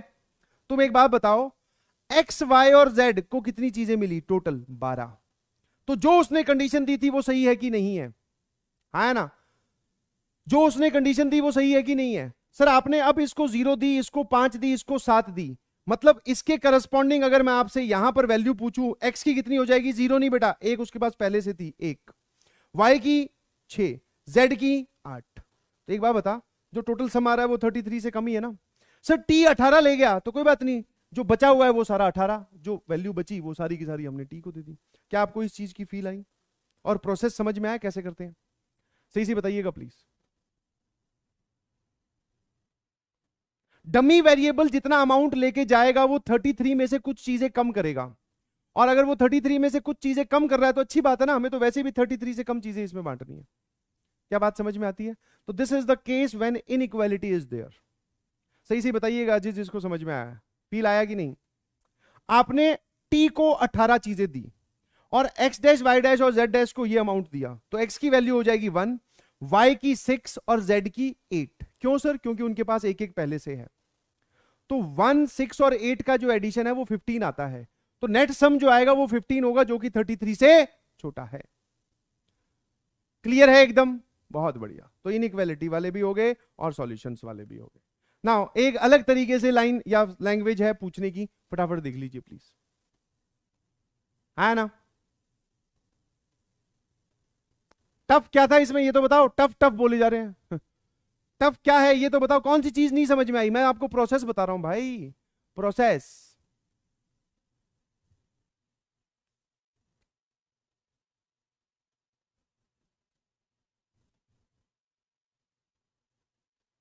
क्या नहीं समझा वही तो पूछ रहा हूं, क्या नहीं समझा वो तो बताओ कि ये नहीं समझा।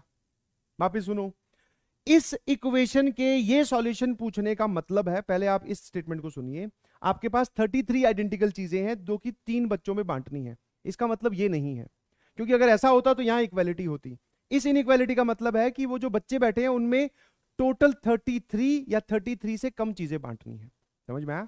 जो अमाउंट आप इनको दोगे उसका सम 33 या उससे कम हो सकता है। पहली चीज कैसे करते हैं सर? इनमें लाकर एक डमी वेरिएबल बैठा दो, एक बैठा दिया, कोई दिक्कत नहीं है ना। हमने डमी वेरिएबल एक लाके बिठाया, एक ही बिठाते, 4-5 मत बिठा देना, फिर और केसेस काउंट कर लोगे तुम फालतू, ठीक है? तो एक लाके बिठा दिया। अब इसके बाद में मुझे ये काम करने की जरूरत क्यों पड़ी?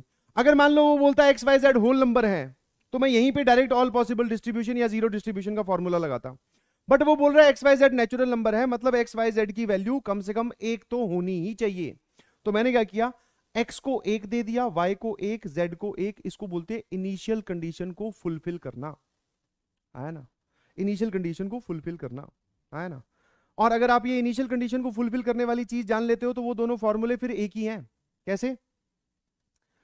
अरे यार इतना समझोगे तो फिर कैसे काम चलेगा? देखो, मान लो आपको ये इसमें बांटना है, तो टोटल तरीके कितने बताए? ये इसमें बांटना है, तो सर टोटल तरीके बताए आपने। टोटल जीरो डिस्ट्रीब्यूशन भी n+r-1 cr-1 यही है, जिसमें जीरो डिस्ट्रीब्यूशन भी अलाउड होता है। ये देखो, मतलब किसी ना किसी की वैल्यू जीरो हो जाएगी।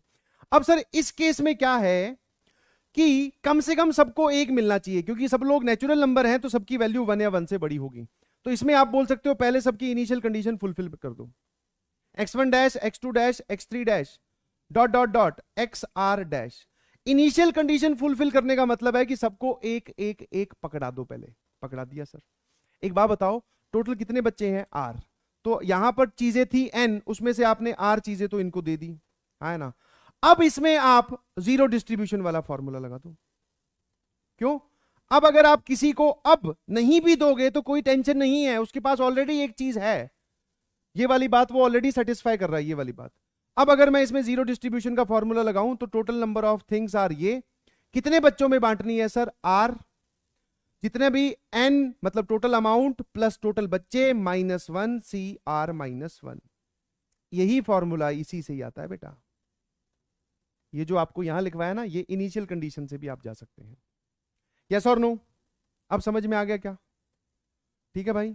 हाँ, तो इनिशियल कंडीशन फुलफिल वाला जो तरीका है वो आप कहीं से भी लगा सकते हैं, कहीं पर भी लगा सकते हैं, बस थोड़ा ध्यान दीजिएगा प्लीज। मेरे ख्याल से बात समझ में आई होगी। यस और नो? बहुत बढ़िया। चलिए अगला सवाल, find number of different terms in the expansion of this. Now एक थोड़ा सा ज्ञान की बात मैं आपको बता दूं, जब आप a+b का होल स्क्वायर लिखते हो, क्या लिखते हो बेटा? a² + b² + 2ab, है ना?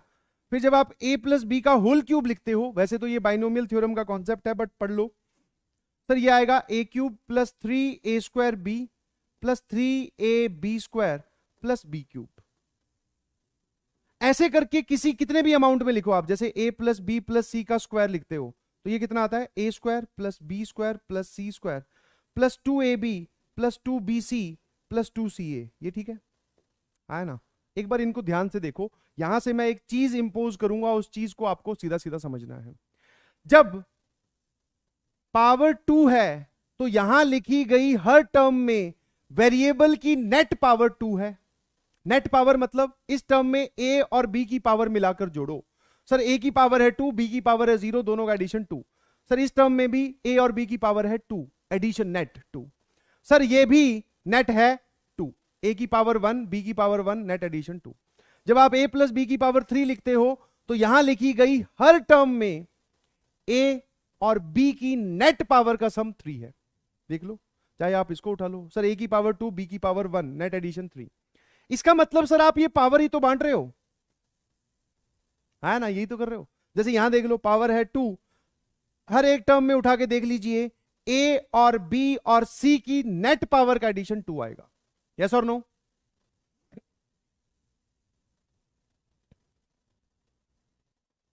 है ना?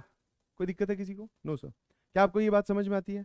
तो मैं ये बोल सकता हूं कि टोटल नंबर ऑफ टर्म्स, समझ में आ रहा है? ध्यान सुनना please. Total number of terms की बात कर रहा है वो। तो this is as same as, this is as same as, ये टोटल नंबर ऑफ टर्म्स बताना पी एंड सी के पॉइंट से एज सेम एज ये 10 आइडेंटिकल चीजें इन 3 बच्चों में बांटनी। 10 आइडेंटिकल चीजें, 10 आइडेंटिकल थिंग्स किस में बांटनी है? 3 बच्चों में। ठीक है? और कैसे बांटनी है सर? जीरो डिस्ट्रीब्यूशन भी अलाउड हो सकता है। सर जीरो डिस्ट्रीब्यूशन अलाउड क्यों है? क्योंकि जो आपने अभी थोड़ी देर पहले एक्सपेंशन देखे थे, जैसे आपने a प्लस बी का होल स्क्वायर देखा, तो क्या हर टर्म में b होता है? नो सर, a स्क्वायर वाली टर्म में तो b होता ही नहीं है। समझ में आया? तो b की पावर 0 हो सकती है, कोई दिक्कत नहीं है। समझ में आया कि नहीं समझ में आया? आप a प्लस बी के होल स्क्वायर को अभी ऐसे देखें, 3 terms I, a square, b square और ab, 3 टर्म्स आई। मैं पावर के हिसाब से बात कर रहा हूं। आपने दोनों के दोनों 2 को दे दिया, b को कुछ नहीं दिया, ये रही टर्म। फिर आपने a को कुछ नहीं दिया, b को दिया, ये रही टर्म। आपने दोनों को एक एक दे दिया, ये रही वो टर्म। बस। तो जितने तरीके से आप डिस्ट्रीब्यूट कर सकते हो वही हमारा जवाब है, और उतनी ही नंबर ऑफ टर्म्स आएंगी। फाइनल आंसर बोलोगे क्या? फाइनल आंसर बोलोगे क्या? हां सर, जरा बोलना। ये रहा n, ये रहा r, तो 10 plus 3 minus 1 c3 minus 1, final answer is 12c2। कितना आंसर हो गया बेटा? 12c2 is the answer.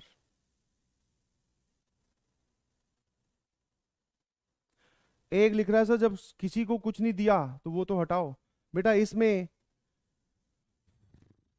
a plus B plus सी बराबर 5 होता है, तो एक तरीका तो ये भी काउंट करता है क्या? 0 0 0 वाला। इसका क्या मतलब है भाई साहब? आपने ये पांचों की पांचों चीजें बांटी नहीं, अपनी जेब में लिए बैठे हो। ये डिस्ट्रीब्यूशन नहीं होता है, समझ में आया? और ये तरीका काउंट भी नहीं होता है। तो जब काउंट ही नहीं हुआ तो सब्ट्रैक्ट काहे करूं? समझ में आया? Yes sir. Is this clear? 12c2 किस किस को क्लियर? थम्स अप भेजिए प्लीज एक बार जोर से। एक जब से लिख रहा है सर से माय नेम, नहीं लिया जाएगा बेटा योर नेम, बिकॉज आपका नेम बड़ा कॉम्प्लिकेटेड है। पता नहीं मुंडे मुंडे क्या आ रहा है बीच में ब्राउन मुंडे, ऐसा तो नहीं है? हाँ ना?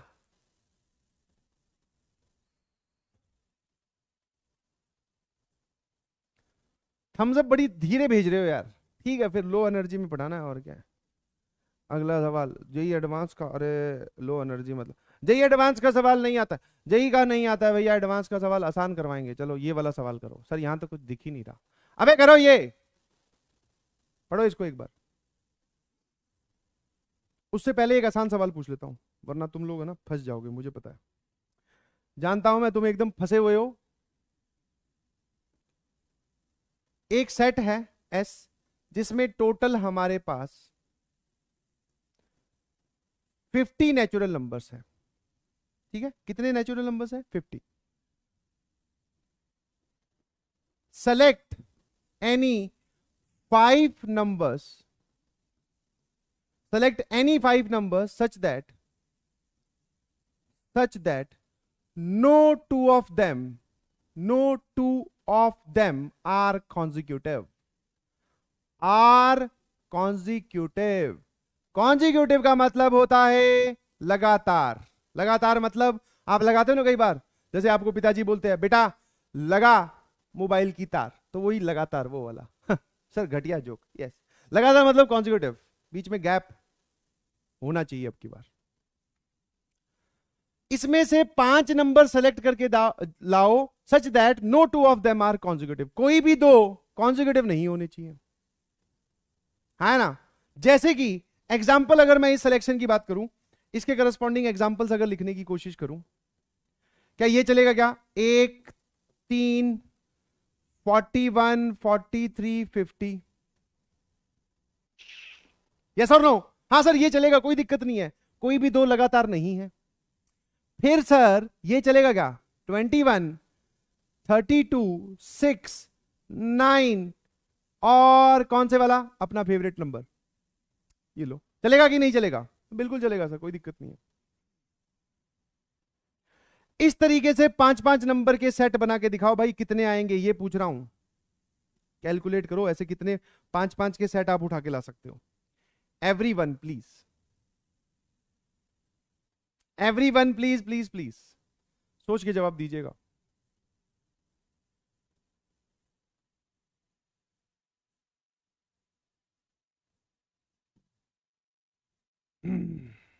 25C5 कुछ भी मतलब। कौन सा केस नहीं चलेगा सर? वो तो बहुत सारे हैं यार, 1 2 5 8 13, ये नहीं चलेगा क्योंकि ये दोनों लगातार हो गए। ठीक है, फटाफट बताइए कैसे सोच रहे हैं आप इसको, वो इंपॉर्टेंट है। और सोचने से ही आपकी शक्ति बढ़ेगी, शक्ति से ही आपकी रैंक आएगी, रैंक से ही आपकी जिंदगी संवरेगी, और रैंक हम ला के छोड़ेंगे सर। यस और नो? कोई दिक्कत है किसी को? हाँ चलिए, अब गैप मेथड लगाना है कि कौन सा मेथड लगाना है मुझे नहीं पता, आप तो जवाब बताइए। 2n+1 वाला कॉन्सेप्ट, ये कौन सा कॉन्सेप्ट था भाई? 2n+1 वाला कॉन्सेप्ट।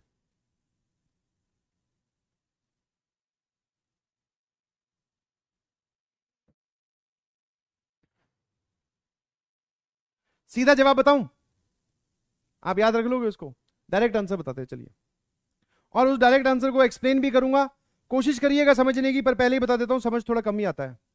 टोटल 50 चीजें हैं, सुनना जरा ध्यान से।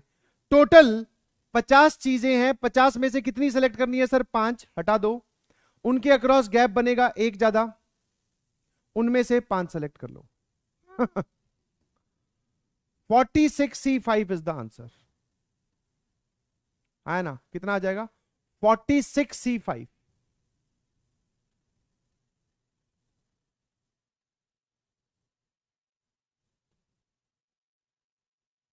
है ना? कोई दिक्कत है सर? ये कैसे नहीं समझ में आया? मैंने बोला तो था समझ में नहीं आएगा। अगर आपको, मैं डायरेक्ट फॉर्मूला लिखवा रहा हूं, ध्यान रखना, मैं क्या कर रहा हूं? डायरेक्ट फॉर्मूला लिखवा रहा हूं, कोशिश करूंगा समझाने की। नोट करके यहां फॉर्मूला लिखवाया जा रहा है। अगर आपके पास n चीजें हैं और उनमें से आपको r सेलेक्ट करनी है, r need to be selected such that no two are consecutive, no two are consecutive, consecutive क्यूटिव Q2, yes, no two are consecutive. तो इसका जो वेज होते हैं, number of ways, n-r+1 CR, ये आंसर होता है, n-r+1 CR। ठीक है? ठीक है जी, हाँ। अब मैं समझाने की कोशिश करूंगा, बट रिपीट रिपीट मत बोलिएगा, बिकॉज अब समझाना स्टार्ट कर रहा हूं। सर एक काम करो, टोटल कितने थे? 1 2 3 4 ऐसे करके टोटल 50 थे, इनमें से 5 हटा दो, कितने बचे अब टोटल? 45। 45 नंबर्स अगर लिखे हो, कौन से हटाए हैं अभी नहीं पता है। 45 मुझे तो जगह दिखाई दे रही है। 45 के अक्रॉस गैप कितने बनते हैं अगर 45 हो 5 हटाने के बाद में? लाइन में रखे हुए हैं तो गैप्स कितने बनेंगे सर? टोटल गैप्स आर 46, है ना? अब वो जो आपने 5 हटाए थे उनको वापस जमा दो। सर ये क्या कर रहे हो? हटा दो जमा दो। चलो एक बढ़िया तरीके से समझाता हूं, चलो दूसरे तरीके से। हाँ सर, आपके ऐसे ऐसे आप करते हो हमारे साथ कई बारी, आपके पास बढ़िया तरीका भी होता है और एक डिफिकल्ट तरीका भी होता है, आप एक तरीके से समझा के निकल जाते हो। अच्छा ठीक है, इधर देखो क्या करो। मान लेते हैं वो 4 नंबर है बेटा, ये वाले x1, या 5 नंबर है ये वाले, ठीक है? x1 x2 x3 x4 x5, ये वो 5 नंबर है। ठीक है जी, सुनते जाना आराम आराम से। x1 आपने यहां से कोई नंबर सेलेक्ट किया, एक बार इसको मत देखो। x1 आपने कोई नंबर यहां से सेलेक्ट किया, x2 ये नंबर है, बीच में पता नहीं कितने और लोग लिखे हुए हैं, फिर x3 ये है, x4 ये है, और x5 यहां है, और इसके इधर यहां है। मतलब आप ऐसे इमेजिन कीजिए कि 1 से लेके 50 तक नंबर लिखे हुए हैं। यस और नो?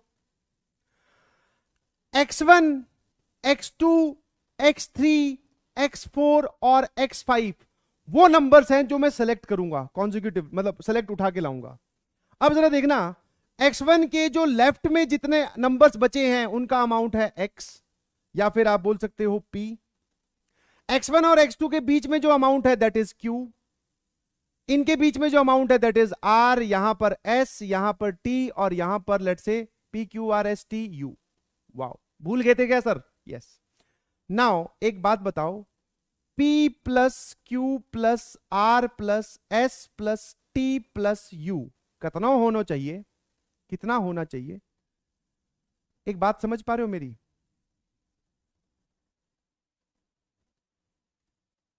अरे भाई एक बार इस सिलेक्शन को देखो, ये x1 है, ये x1 है, इसके लेफ्ट में कितने लोग हैं इस सेट में? सर कुछ नहीं है इसके लेफ्ट में, ठीक है। ये x2 है, इसके बीच में कितने लोग हैं? अमाउंट बताओ, अमाउंट, नंबर मत बताओ, अमाउंट एक, मतलब सर q की वैल्यू एक हो गई। ये x3 है, इनके बीच में कितने लोग हैं? 41 में से 3 घटा दो, 38।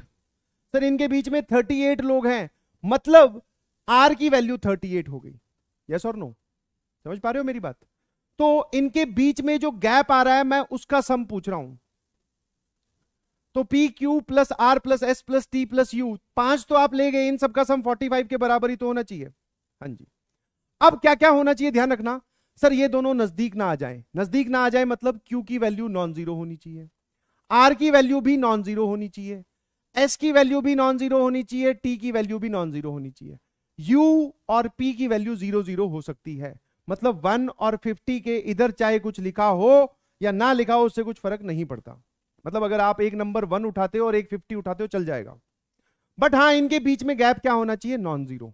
सुनना जरा, तो हमें यह पता चला कि क्यू आर एस टी, ये भाई साहब इनको एक एक वैल्यू चाहिए, तो हमने इनकी इनिशियल कंडीशन फुलफिल कर दी। अगर आपको इनके बीच में गैप बनाना है तो क्यू की वैल्यू कम से कम 1 होनी चाहिए, मतलब बीच में गैप का अमाउंट इज 1, तो क्यू की value is greater than equal to 1।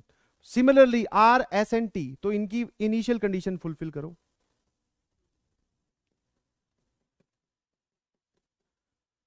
और पी और यू पे कोई कंडीशन नहीं है तो इनकी एज इट इज। आपने कितनी वैल्यूज बांट दी सर? 4, और वो 4 कहां से निकाल के लाए हो? 45 में से, तो ये 4 यहां दे दिया।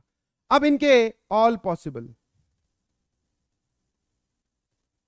अब इनके जीरो डिस्ट्रीब्यूशन वाला फॉर्मूला लगा दो।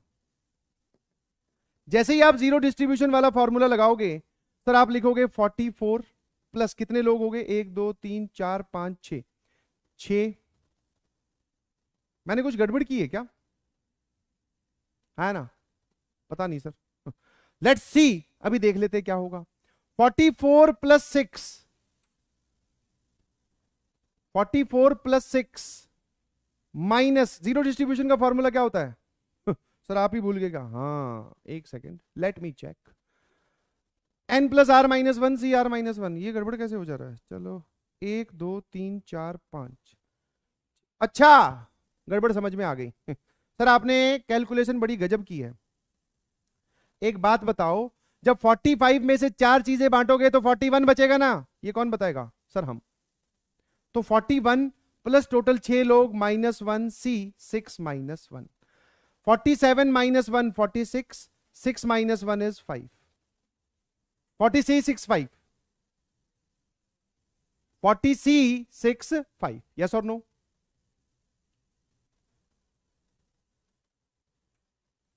हाँ हाँ हाँ सेट कर तो दिया यार, और कितना इधर देखूं? ये ठीक है। तो भैया इसको इस तरीके से ड्राइव किया जाता है और ये इसका एक्चुअल तरीका है, बट हमने sir directly as a formula याद कर लिया और मेरे ख्याल से कोई परेशानी होगी नहीं। इसको बोलते हैं बेटा नॉन कॉन्जिक्यूटिव सिलेक्शन। क्या बोलते हैं? Non consecutive selection.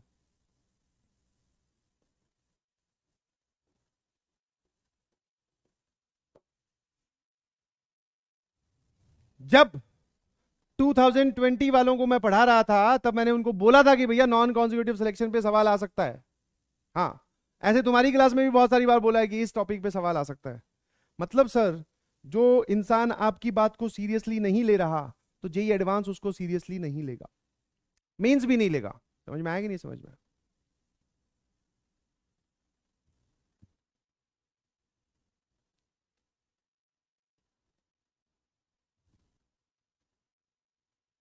ये ठीक है। अब इसको फटाफट एक बार जवाब दीजिए प्लीज, पढ़ लो।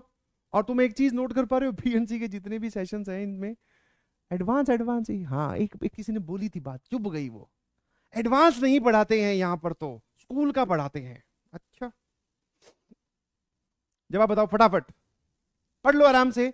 अब ऐसा सीधा सीधा सवाल तो पूछेगा नहीं वो आपसे कि भैया ये लो नॉन कॉन्जिक्यूटिव सिलेक्शन का फॉर्मूला बताओ कौन सा होगा, थोड़ी कोटिंग तो करेगा। कोटिंग कर है सवाल की।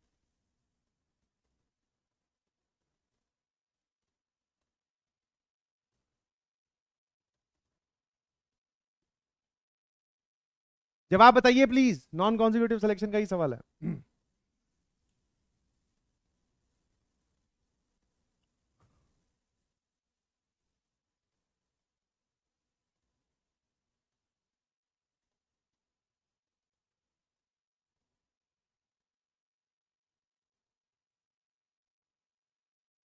चलिए, एन इंजीनियर, आपकी बात हो रही है, is required to visit a factory for exactly 4 days during the first 15 days of every month.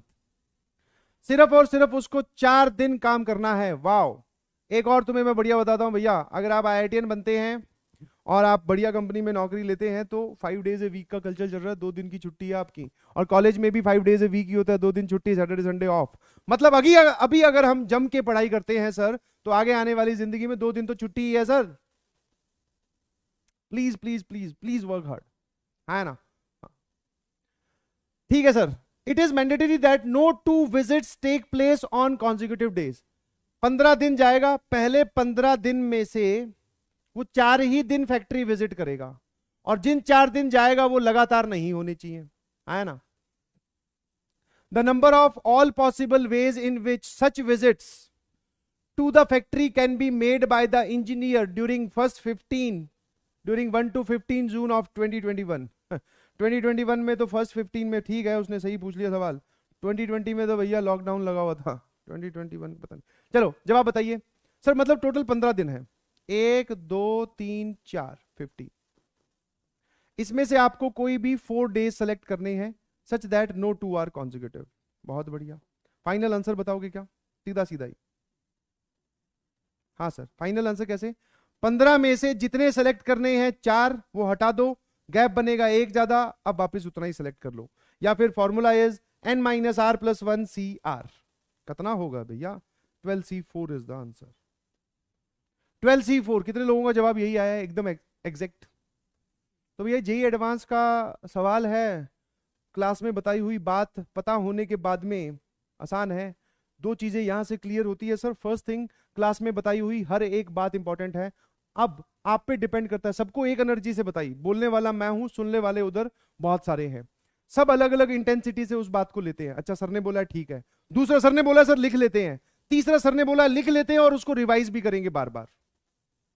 तो आपने किस इंटेंसिटी से वो बात को लिया।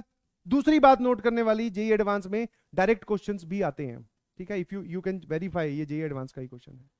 डायरेक्ट क्वेश्चन भी आते हैं जिसमें अगर आपको चीज पता हो तो it will hardly take 4 to 5 seconds। मैं ये नहीं बोल रहा हूं कि सारे सवाल आते हैं, बट हां सर कुछ सवाल ऐसे आते हैं जो डायरेक्ट होते हैं, तो इसको take it as a experience. और हमें जेईई एडवांस में जाने के बाद भी आसान सवाल, ऐसे सवाल जो फटाफट हो जाए उनको पहले करना है ताकि हमारी रैंक अच्छी आए, है ना? चलिए बहुत बढ़िया। ठीक है जी, this is all about PNC selection committee बनाना, एनसीआर केस बनाना, बहुत सारी चीजें हमने सोची सीखी। अब हम बात कर रहे हैं बेटा प्रोबेबिलिटी की, that is introduction to probability.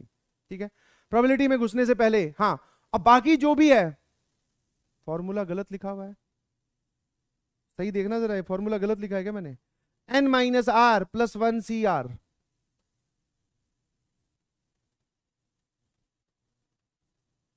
एक बार देखना ये ठीक है क्या? पता नहीं कौन बीच में नाम भी लिखा हुआ अपना, मोनालिसा। पुराना ही है बेटा, तू पेंटिंग में ही टंगा हुआ, ठीक लगेगा या लगेगी?